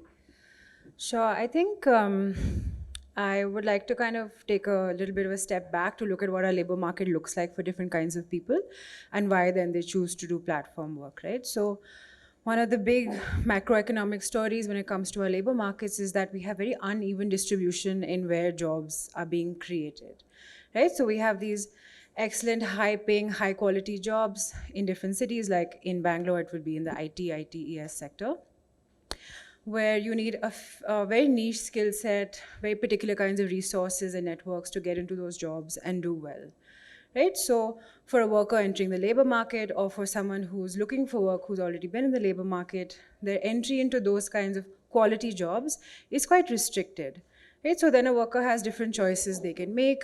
Do you sit at home and wait for a quality job to come your way? Most of our workers in our cities don't have that option. They have to make ends meet. Right, so then they're forced, and our cities are extremely expensive to live in, and we just heard that kind of very beautifully explained, right? The cost of living in our metropolitan cities is really high. So most people are forced then to find work in what we call the informal sector, right? Where there's a spectrum of different kinds of work. There's some quality work, there's some poor quality work. And so when that decision, when people have to start finding where they can start working, the platform becomes an interesting option for them, right? So if you're a driver, you could work as a chauffeur in someone's household, you could work for a tour company that's doing interstate travel, or you could now work for a digital platform, right? And the platform in these sectors have given workers the ability to maybe earn 10 to 20, 30% more than they were earning in those other options. And that is, I think, where we start to see the worker aspiration. For me, the story is not about flexibility in that sense, because informal work tends to be very flexible in itself, right? Your working conditions are mostly negotiable on a person-to-person basis. But what the platform is giving is a certain form of income, and I think that is a really quality point. And I think with the pandemic, technology companies have been able to weather the storm better than smaller firms, right? So there's been a lot of companies that have shut down in our cities, and a lot of those people have then been forced to take up platform work as the only viable option. So I think it's a really important thing to keep in mind, that there's a desire and an aspiration, and then there's a choice to subsistence also, that we need to work so we can work in food delivery. Right, no, absolutely. Before I sort of ask Athira to respond, I would love to probe a little bit more about, the notion of so there's the aspiration question, as well as the way in which, as well as you've written about this before, what it means for urban life in and of itself. So with the resilience that technology companies have displayed in these times, and the criticality of this work to urban life, what does it mean from the perspective of our society, from policy and all of those? So I just wanted to very quickly respond, but over to you, Athira. Yeah, I think like Aditi and Dr. Sakshi mentioned, see the sheer amount of opportunity that the platform work gives, right? Like see, for the longest time there has been always a skill gap. And what kind of people gets into formal employment was very defined. But currently, every other person has an opportunity in one or the other platform. And that really makes, of course, income better, the living standards also manageable in a city like Bangalore. So the sheer number of opportunities that the platform work has been creating has been unparalleled. And like in the Niti Aayog report, it clearly talks about how it's not just about helping a person, but it also ensures that the economy is, the movement of money and everything becomes much better. So that way, it is of the most relevance right now. And when you're talking about Uber, Mr. Gowda and Mr. Irfan were talking about how if he's driving on auto in the morning, then they are also having access to driving another form of mode of transportation another time. So the amount of variability that is there through which they're able to have the various multiple types of income is also something which is very important. Thank you so much. Thank you so much. The question I'd love to understand a little bit more, and I think the Niti Aayog report talks about it a little bit, and Aditi, you refer to the sheer diversity of aspirations that bring people to platform work. But would love to understand a little bit more about the diversity in platform work itself. Ride hailing is the most visible. It has an almost infrastructural quality to it. But is there more? And what do we need to understand there? Over to you, Sakshi. So, one of the things that we need to understand is the very urban character of this work. We talk about agglomeration economies or economies of scale.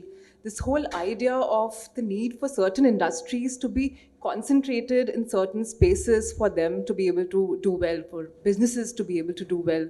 So that's what we see in the case of platforms also, that platforms tend to be concentrated in urban areas, cities like Delhi, Bangalore which is a knowledge society, a digitally empowered society.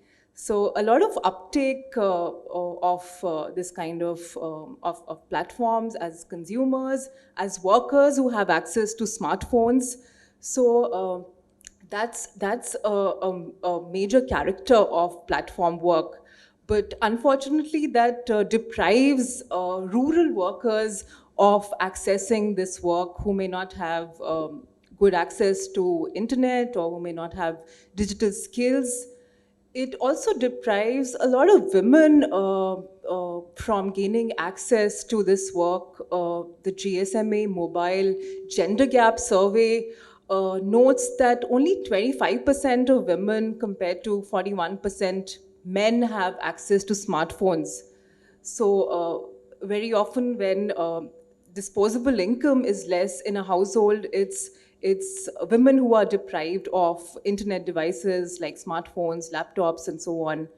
So so this sector puts or represents these kind of constraints for certain workers, especially workers in rural areas and women.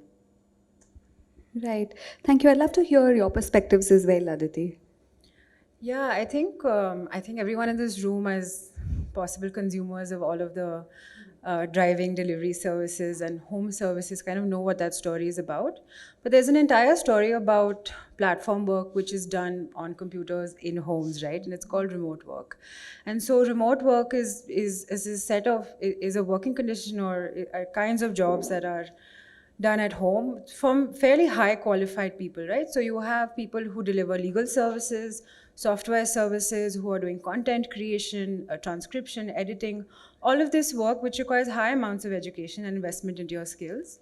But the work is delivered through a web platform or web application on your laptops at home. And this has become a significant place of employment for women in our country, right? For women working for domestic clients or women working for international clients. And the way this work works is that you're not a lawyer in a firm, for example, but you're delivering legal services by a task. So you're being paid in a piece rate manner, right? So it's taking an entire job, breaking it into little pieces and delivering it to a crowd of workers saying, when you have time, do this kind of work. And so this is a really significant story to think about what it means for our national development. And when we talk about workers' aspirations, when I think about, so this can have great benefits. Of course, we have a problem of not enough women working in our economy. So this can definitely add to that.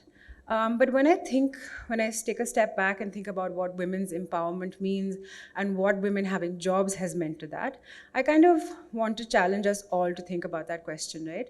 The point of women having economic empowerment was to have a little bit more say in their households, or to have a little bit more income, was to possibly challenge the childcare and household responsibility ratio, right? But the reason women take up remote work is so that they can fit it around their childcare responsibilities, because nothing in the household is really changing.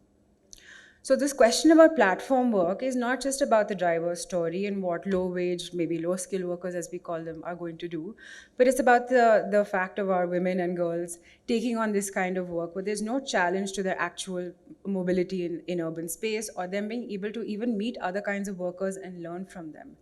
So there are all these diverse aspirations and kinds of work, but the questions really come back to the quality of employment then. Right.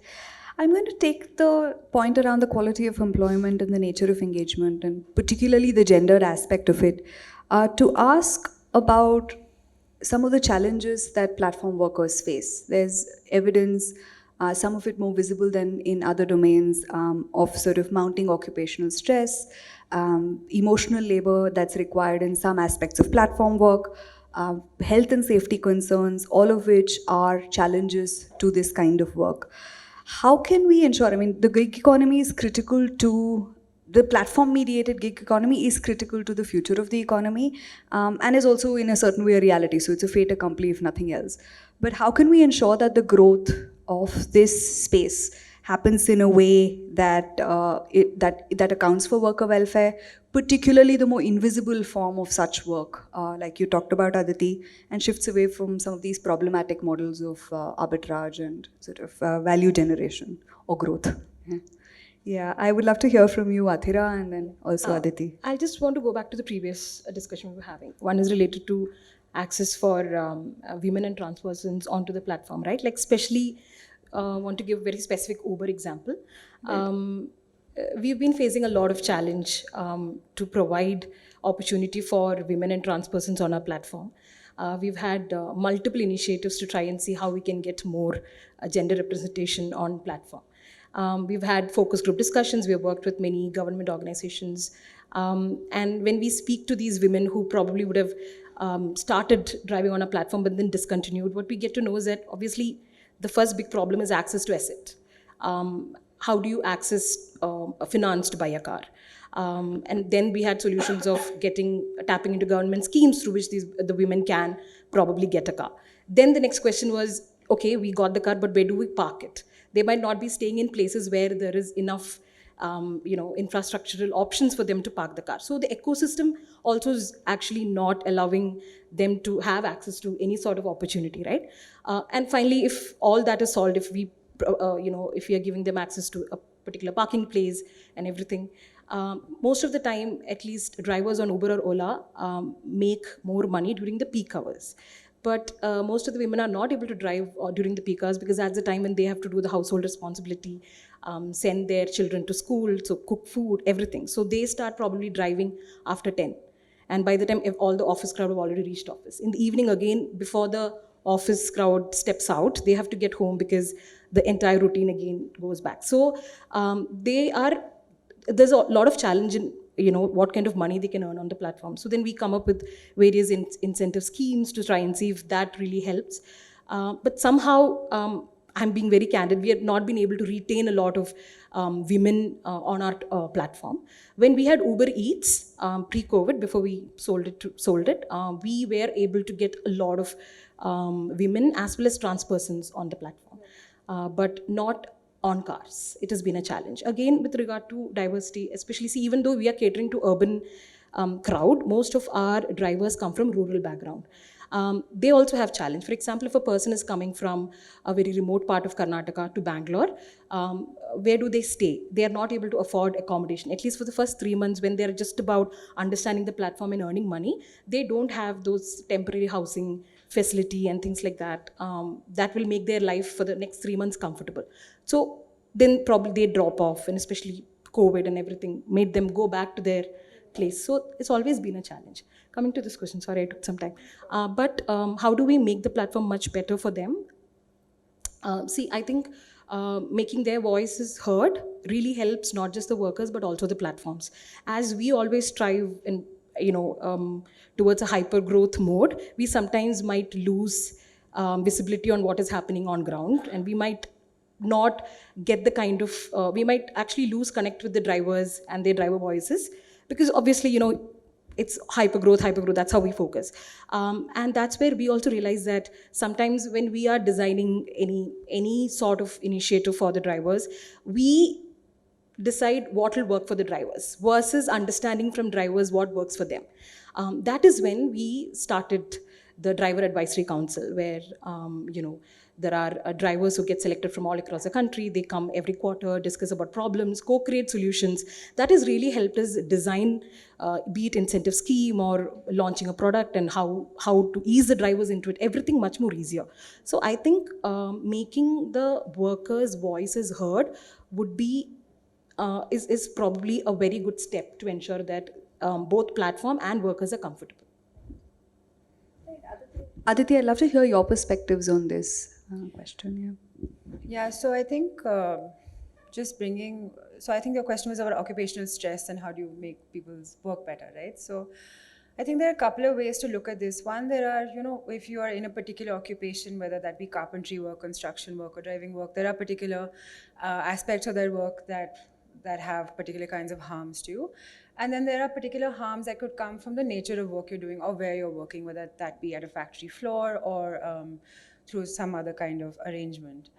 So what I've found over many years of speaking with drivers and delivery people is that there are occupational hazards of driving for long hours, right? There are backaches, there are respiratory issues because people work in public space and our cities are fairly polluted. So those are that's part of the nature of driving work, for example.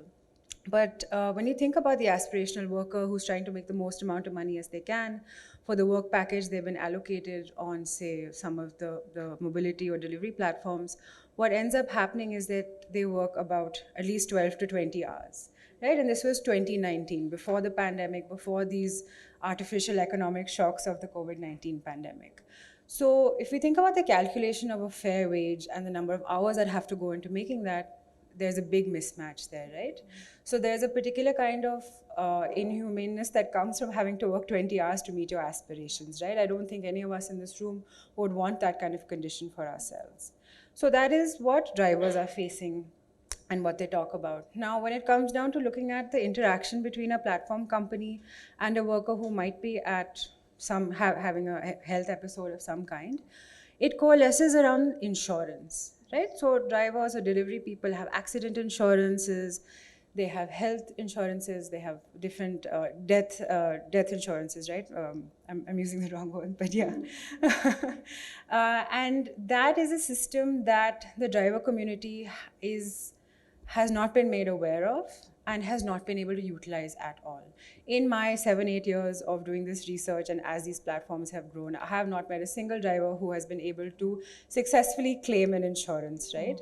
And this is not just my ethnographic work or who I've spoken to, but drivers' unions across the country have said that there's absolutely no access to these. And nor do these insurances actually help you with the fact that you have to work 20 hours and your back hurts for that, right? Insurances tend to be for around hospitalization or big events like that. And so, there was an example I was looking through, which is in Thane, a driver who was on duty hours, whose app was switched on, was murdered, right? Someone was trying to steal his car, he had parked in an empty alleyway, he was murdered. And when the union tried to help his family make a claim for worker compensation, they found that they couldn't find his work records for the day, right? To claim the insurance, they had to prove that he was working. And the union said that the platform had deleted the records, right? Thereby making no real reason for the claim. So we hear these examples coming out from unions quite often. So there's a lot of things that can happen in the process of getting your rights, even from insurance, where there's an asymmetry of power between a platform and a worker, right? And because there's no union in the middle, or there tends to be not even drivers associated with unions that are under these conditions, it becomes a very, very difficult process. And yeah. Right, I think that I should remember to do this, but very much used to the internet mode of doing it, yell into the computer. But I'd love to understand, building from the points that you both made, Athira and Aditi, into the question around policy, which is sort of the structural lever around this entire space. And I'd love to hear from both Sakshi and you, Athira, as well, where the policy needs and the gaps are within this space that merit attention. And also, if there are sort of alternative ways that might sort of enable this transition as policies sort of respond to the nature and the ways in which the platform economy in and of itself is evolving. I'd love to hear from Sakshi and then Athira. Thank you. So the very nature of work in platforms is non-traditional, non-conventional, where, as we all know, that there's no clear employer-employee relationship. The drivers are often called the driver partners, delivery executives, and so on. So they are independent contractors. There's no direct employer-employee relationship, and aggregators are often not willing to provide direct work-related or workplace benefits to their workers. So that calls for more innovative design of policies in the sector, since we accept that the sector is not so conventional, and there's a lot of innovation involved. There is technological intervention in the sector. There is, we talk about flexibility in the sector. So that's something we've also raised in the report, that we need more innovative and unique policies for platform workers. So we've given examples of platforms within India, especially during the pandemic situation. A lot of platforms came forward with unique initiatives for their workers, offering paid sick leave, health insurance, and even a corpus fund to support workers as well as smaller contractors associated with platforms. And we also talk about global best practices, like in the case of Indonesia, where there is a digital mechanism for providing health and accident insurance for both the driver as well as the consumer. So some examples that we can draw learnings from in India.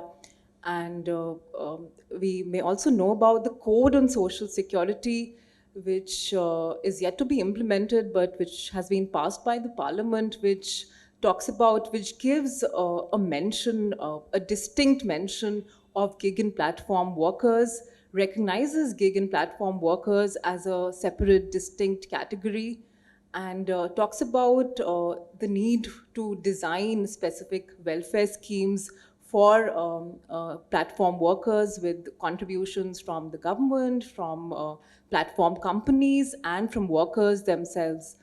So what we need is initiatives from platform companies in line with government provisions or suggestions, platform companies coming forward to design new and unique policy initiatives, learning from global examples and examples within India. Right, no, that's interesting. And also the sheer necessity for several institutions that exist and actors, the different kinds of stakeholders to come together in terms of understanding this, not just because of the scale of the problem, but also the sheer complexity of the nature of platform work in and of itself. But over to you, Athira. I mean, see, when a person chooses to become an independent worker, he should not be deprived of any social security benefits, right? So whatever social security benefit a platform is making or government is making should ensure or should consider the variable income, the flexible hours that they're working, everything should be in consideration. With regard to the Code on Social Security, I think probably globally, India would be the first country that has actually defined what gig worker and gig economy is. As part of that, what the code says is that they will be setting up a social security fund to which every company should be contributing a percentage of their annual revenue. And from this fund, any gig worker can have access to the range of benefits, which is basically insurance, maternity benefits, old age pension, everything. And this is something that we also are looking forward to, because when a person is basically working on multiple platforms, designing an insurance for when a person is working on our platform becomes a little bit tricky for us, because then we are also trying to wonder what would be the eligibility criteria. How many hours should a person work on one platform by then, after which we can provide them that particular benefit, because 3 hours if a person is working on Uber, the next 3 hours he might be working on some other platform. So that part is something that we are also currently discussing, so that we also ensure a better system is there. Like what Aditi was saying, a lot of drivers or any gig worker finds it very difficult to access insurance. I completely agree with that. Even so, for example, platforms like us definitely have an accident insurance, Hospi Cash and Fuel Credit, a lot of these. But the awareness sometimes becomes very challenging. And that's something that as a platform, we have to keep improving. And it's a work in progress. Right, naturally, and I think also Aditi pointed it out, and to that extent, both Mr. Anand and Irfan referred to some of the difficulties of navigating, the complex systems that platforms are, and there's definitely a journey there. But would love to sort of bring this discussion towards a close before we open for questions, with, one of the things both, again, Anand and Irfan spoke about was what it meant to be workers during the pandemic. And Aditi, you've written about how some types of platform work became a de facto public infrastructure during the pandemic, and it showed us how important it was. From this discussion and from the preceding part as well, what can we all take back in terms of thinking about the intersection of platform work and urban futures? Would love to hear all of your perspectives on this, starting with Sakshi. So, of course, during the time of the pandemic and especially the lockdown situation, it was our health workers, the frontline workers, and platform workers who were like the lifeline for cities, for urban areas, trying to keep us all connected, trying to keep cities going. And they are certainly the most visible sections of workers today, platform workers, apart from other workers like construction workers and so on. So it's really important, as Sadu pointed out, to make our cities better, to recognize the contribution of platform workers and make our cities much better for these workers who are contributing so much to economies and societies. So we have, in a country like India, we have rapid urbanization. The way we are urbanizing is phenomenal. It's much faster than any other Western country in the past. So that poses a lot of challenges for policymakers, for private companies, and different stakeholders to plan infrastructure, to plan urban spaces. So our cities are like constantly getting congested and dense. But for platform workers, since it's all about movement, mobility is what keeps them going, keeps their work going. So we need to constantly think of how we can make mobility much easier for platform workers. We're increasingly bringing in bikes for delivery. So we need to think of designated lanes for bikes. We need to think of parking spaces, as Athira pointed out. A very important issue which we get to hear during our interactions with workers or organizations that represent workers or researchers like Aditi, is that for women workers especially, access to toilets is a major issue. If they have to be working outside their homes as delivery persons or as drivers, how do they access toilets? Where do they access toilets? So while we are planning our urban spaces, it's very important that municipal corporations, RWAs, along with platform companies, come together to ensure access to toilets within housing societies, within urban spaces. So that's something which is really important. And also, since we often talk about smart cities and sort of improving work and spaces in cities. So skill development is a very important aspect for workers in this context, that how do we ensure that workers, especially in, it's considered that in this sector, workers don't have enough avenues for mobility, sort of going up in their careers. So that's why skill development is very important for platform workers.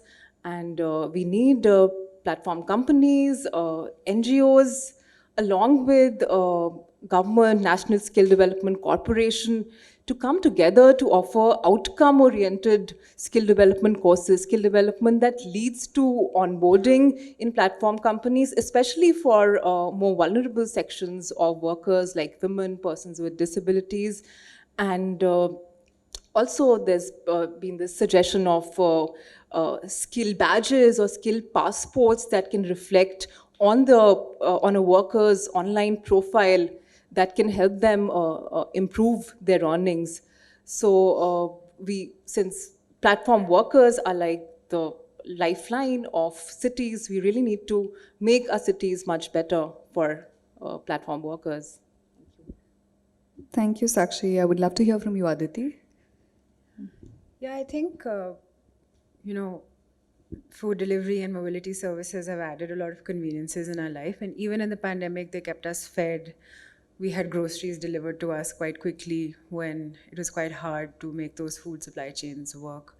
But there was a second thing that platforms did in the pandemic, which is that they actually helped different kinds of city and state governments.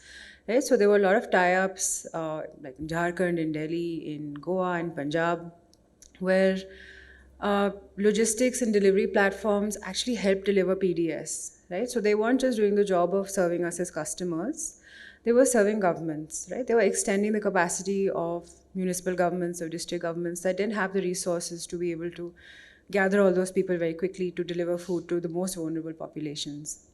And so the infrastructural quality there wasn't just the fact that there were a lot of that there was a company that could do this and just offload it onto someone else, but it was the fact that there was one company that had access to like lakhs of workers that could be easily deployed, right? Easily deployed through different kinds of technologies. And that's really where we need to think about what infrastructure means. It's not just the algorithmic control or the fact that there's a smartphone app, but it's the fact that all these people have to do the work to make that smartphone system app mean something, right? And so the idea of how we are investing in these people becomes quite key for me to think of, right? COVID-19 was a complete shock. We didn't know it was going to come. There were no predictions on that. But we do have significant predictions for climatic events that are going to come our way in our cities, right? As we saw with flooding. So are these people delivery people who are bringing us chai point chai flasks? Or are they going to be the ones delivering services in moments of great need, right? And both of those kinds of work have very different qualities in how we should look at those workers. Where does aspiration and choice play in when you're having to wade through, neck-high water trying to get medicines to young children, for example?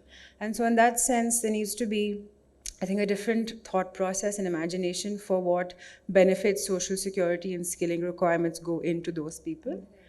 And I agree with what Dr. Sakshi said, there needs to be a whole different civic infrastructure that can actually support this kind of work. Absolutely. Over to you, Athira. So, I mean, pandemic was difficult, even for a mobility business like us. But it's also about how the companies, any platform companies, how they try and just get up and then figure what to do next, right? So that was a journey for us as well. We had the cars, we had drivers. Now, how do we then work with the society, with the government? And that's when we decided that we will reach out to the government to try and transport the health workers. because there was a lot of COVID test and everything that had to go. There were a lot of home visits that they had to do. I think every platform company were able to play a particular role in working with the governments to ensure that there was some need that was met with. So, what do the platform workers then? How was their journey during COVID? It was very difficult, right? Like we had every other day drivers reaching out because they were facing difficulty financially, health-wise, and there were, every other company did come forward to support their workers. But there are also something that we have been grappling with also is that, see, we have a Ayushman Bharat scheme, which is basically health insurance, which provides 5 lakh cover. So when it was launched, we obviously wanted all our drivers to be enrolled to it. And when we started the process, we realized that because it is based on a survey which was done in 2011, a lot of criteria made even our drivers ineligible. It made look like our drivers were really rich because, say for example, one criteria was that they should be earning an income not more than 10,000. Most of our currently almost all platform workers probably would be about between 10 to 15. Our drivers probably earn more. Then they should not own a 2-wheeler, 3-wheeler, or a 4-wheeler. Most of the platform workers, actually their job is because they have that vehicle. So it is very important that now that we have there is a COVID behind us, it's very important that even when we are designing schemes, all these things are considered so that tomorrow when there is something happening, a lot of platform workers are able to access those schemes. Because currently what we as platform workers, we have so many drivers, so many workers on that we have access to. What we can do is any scheme that the government comes up with, we are able to communicate that to a really lakhs and lakhs of people. But the problem is on ground when basically a driver gets to know about a scheme and then he goes and apply for it, when he realizes that that's not for him, then that's another disappointment in a cycle. So which is why we really want to work with the government and help them design schemes, because we know the needs of our drivers better. But I think it's about private companies and governments coming together and doing things for the platform workers. Right. Thank you very much for that. I'm going to now open it up to the audience for questions. Can you hear me? So I just wanted to ask a question about sort of the role of consumers in all of this. And the example I want to give is of the 15-minute delivery. I feel that places I assume would place a big burden on the delivery partners. So just sort of speak to one, how consumer behaviors or patterns are influencing the sort of gig economy, and also what role can consumers play to influence it in the future. Right, thanks. Athira, would you like to take that? What role consumers can play? Basically, see, when we have DAC and when we speak to our drivers, one thing the drivers are definitely expecting is respect. That for sure. So for example, I'm not sure if I should be just talking on behalf of, because they will obviously be having more insights, but a role of consumer should be also about understanding how platform works and understanding that, that a 15-minute delivery might be probably stressful, and those things, and be a little more kinder and be respectful towards the platform workers is something that I can say. Right, there's a journey of literacy around this question that consumers need to go through. I wonder, but Dr. Sakshi and just to add to what Athira said, in the traditional Fordist model of production, it was often supervision of managers that kept the workers alert, that they have to deliver certain targets and they have to keep the assembly line going. In the case of platform work, it's a lot dependent on ratings that a worker gets and the algorithms or the surveillance, that's the technological or technical digital surveillance that happens. So I think that's where consumers have a very important role to play, that and we always, whenever we interact with delivery persons as consumers, they'll always tell you that, madam, please give us 5 stars. So that's what I always keep in mind, that I should not forget to rate the person who's got me the delivery. So I think that's one place where consumers have an important role, ensuring that we appreciate platform workers. Also, we have platform workers who are interacting more closely in our own homes, sometimes coming to give services like beauty services and so on. So consumers need to be a little more warm and welcoming, allowing access to toilets, to platform executives, and also generally in our urban interaction, while we are trying to navigate traffic, to be mindful, of course, to be mindful of everybody else also, but sort of give way to platform workers, since they're increasingly under stress.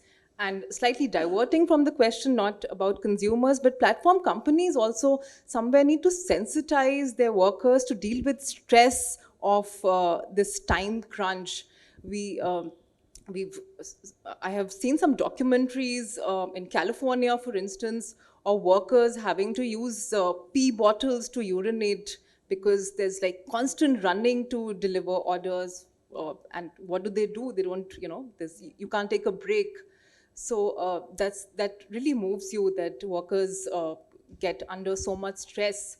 So platform companies also need to sensitize their workers to not get so stressed. And it's not like, yes, 15 minutes could be a great idea, but don't put your own life and health at stake. Right.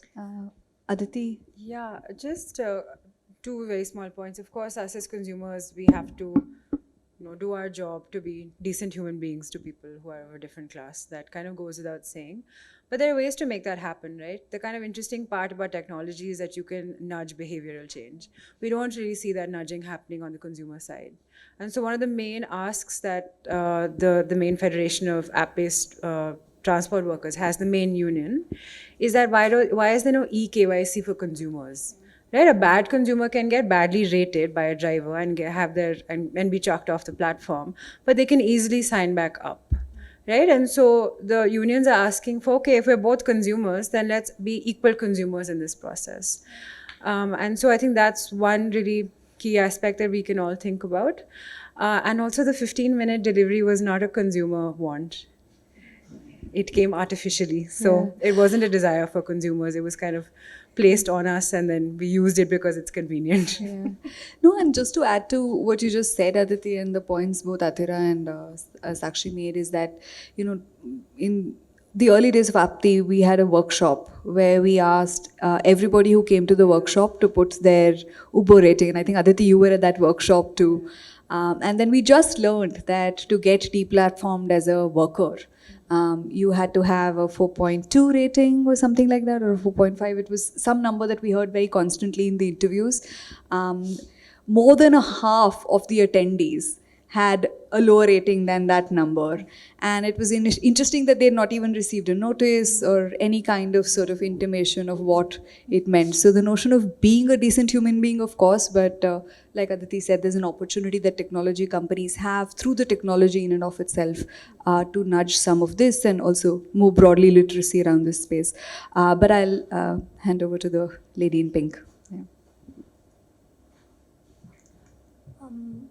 I think a lot of existing policies define place of work, and that is very important in accessing a lot of social security benefits.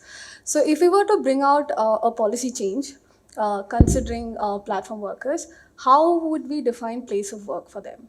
That would be my, I just have one more question, quick. It's a more direct question. Would redefining the relationship as an employer-employee relation than an aggregator intermediary relation, would that be more favorable from the perception of the platform labor? Is this to somebody? Direct? Yes. Anyway. Yeah.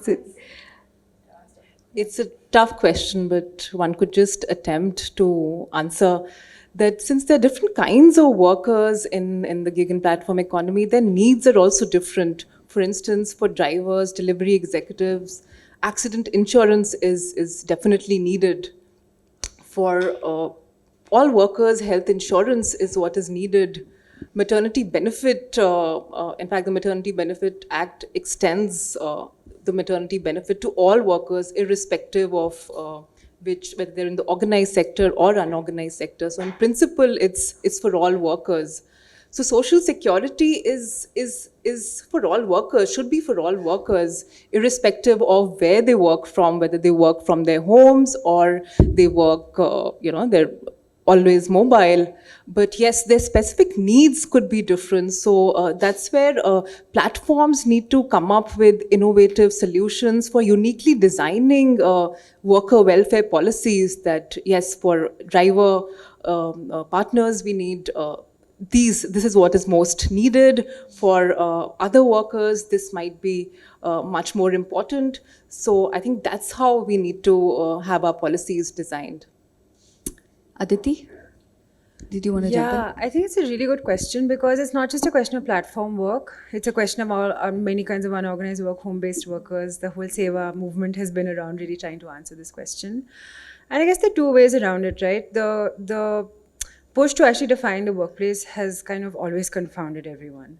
But at the same time, what we found is that we have a large set of entitlements and benefits that come from where you live, from your neighborhood. So the category of where you live becomes quite important, right? Because by acknowledging that where you live is also where you work, it could be, right? And so there is a whole, set of the universe of workers that do get coverage from certain kinds of things that could be associated with workplaces, like maternity benefits through the ICDS scheme has nothing to do with your work status, right? You get it irrespective of that. But there's another way to answer this question, right, which takes a platform on head on. I think for most mobility services and delivery services, there's a geofence for where you're allowed to get work. So there is a very defined workplace. It's in municipal boundaries or within peri-urban areas. So it's quite easy to define what that is, and each company knows where they're allowed their workers to go. I think there's just not been a political will to answer that question. Athira, did you want to jump in? Yeah, I mean, to your second question about how to redefine. It's because we have the independent worker reason why we are able to provide so many opportunities for people, right? Like, for example, on our platform, there are close to 3 lakh drivers working either on cars, on bikes, or autos. Like what both of them were mentioning, it is very important that the platform relooks at how we are providing social security benefits, working with the government or just the platform providing. But I'm not sure if it should be redefined as an employee-employer. Because if currently in India, the largest employer would be an Indian Army, followed by probably Indian Railways. Imagine Uber, the 3 lakh drivers driving on a platform becoming employees of a company. It's not sustainable for us, right? But what is important is the social security benefits and how every company designs it, like what Dr. Sakshi was saying, depending upon what kind of work that they're doing, right? So, like if they are driving for so many hours, if they are having back pain, should we then look at something that really helps the drivers to ensure that if they're going to doctor, they get, they don't have to pay the fees. So, those things.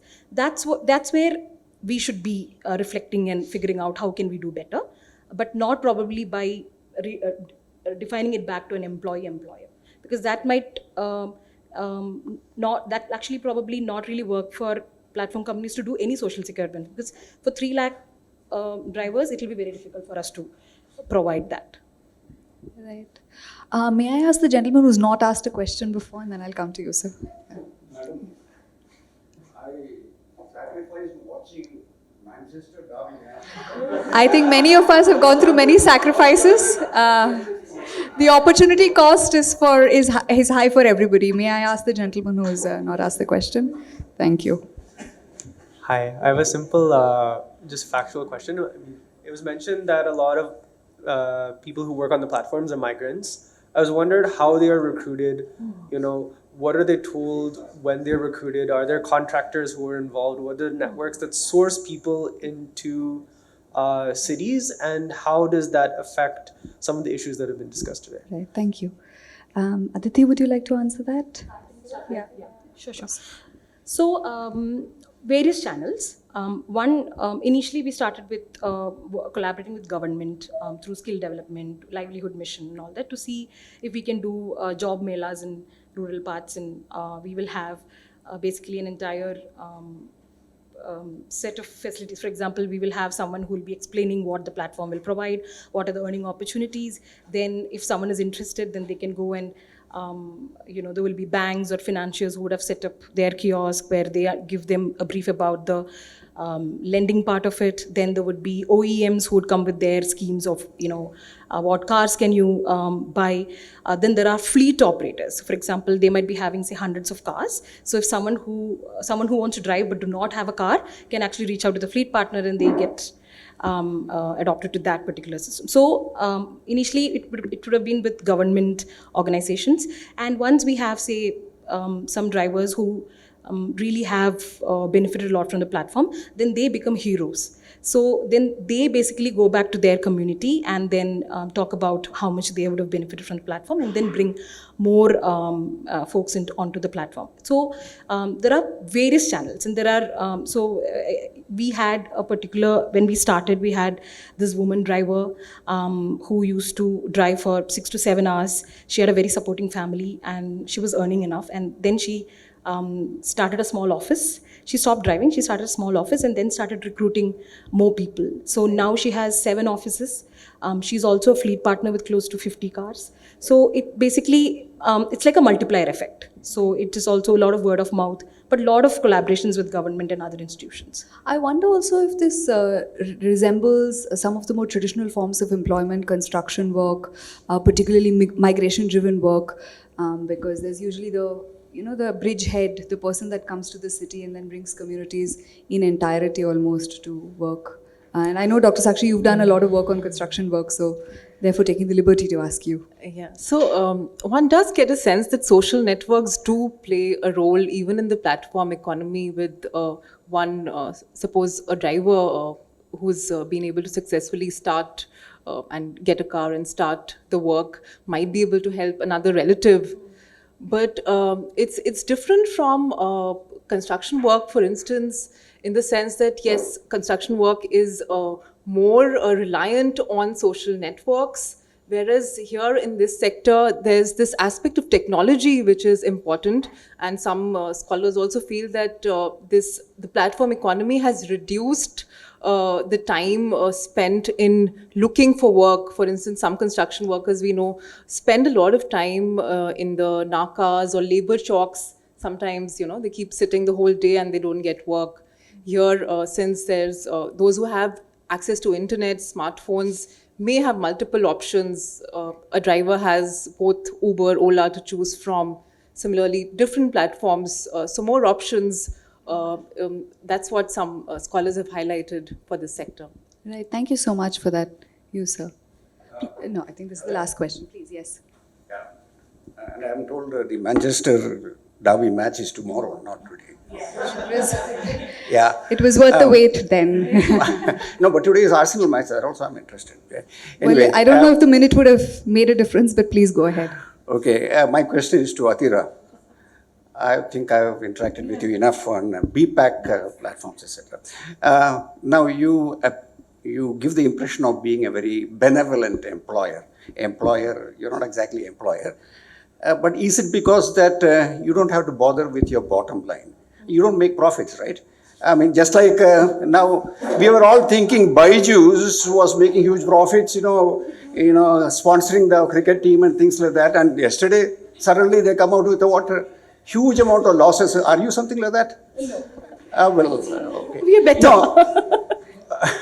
No. So actually, in last quarter, we are definitely profitable. Pardon? We are profitable currently. Oh, you're a We are good. Uber has, after many Yes, years, made a profit. You should know. Yeah, after 2019. Okay, next point. Now, about a month back, I was at a school, a government school. Now, the entire the building and a lot of the running of it is sponsored by a good friend of mine, industrialist in that area. Now, there are about the number of teachers allowed is 25. There are 21 on roll. About 19 are permanent. Sorry, 11 are permanent, 9 are gig workers. Okay. Right. Now I was asking, there is this lady, Bose Shukla, Parivartan or something, they have got one of their things. So I was asking a few questions. What are the salary levels? Now the government serve this thing, teachers, the ones who are appointed by the government, is in the range of about 55,000 okay, per month. Whereas the temporary, the gig workers is 7,000, 8,000. And they do all the work. That is not only in these schools. Now even Aam Aadmi Party, Delhi schools are also, there are these what are called guest teachers. Right. They are also similar this thing. It is not only in these teachers, it is across the board. If you look at any BMTC, all Right, of them there's is an like that. informalization, sir, the question. Yes, it is all like that. Now, the answer to that, and somebody mentioned about, the social security and things like that. I would think the answer, Niti Ayog, you are from Niti Ayog, okay, Niti Ayog. Would you not think, this UBI, Universal Basic Income, should provide that, say at about 1/3 the minimum salary level. And yeah, that possibly, and then remove all the other, these, what are these called? These reveries. Right. You know what's a reverie? There is a big talk about this reverie. Remove all of that. And also the permanence, the job, Sir, may I ask you to... Yeah, correct. You regularly come across, advertisements for, peons in this thing, etc. There are so many applying, all for permanent job in government, which means once they become a permanent this thing, there is no way of getting any work done from them or throwing them out. So in that case, would it be better to have all of them under UBI and remove all the other incentives? Thank you very much for that question, sir. Would you want to take it, There sir? are different views on UBI, so I won't get into the debate too much. But in our report, we really emphasize the need for social security for these workers, for platform workers, and for different stakeholders, central governments, state governments, platform companies, fintech companies, insurance companies to come together to support these workers, to enable employment opportunities or income generating opportunities for these workers, and also to provide some sort of a safety net or social protection for these workers through uniquely designed platform policies, worker welfare policies from platforms. So that's something we have really emphasized in our report. Right. Is there a last question? Do we have I think we're at timeout. But we can continue the discussion, I guess, post this if the panelists would wish. But thank you very much to all three of you. That was an illuminating discussion. And I felt like it could go on for quite a bit of time. But thank you very much for your time, and thank you everybody for the patience.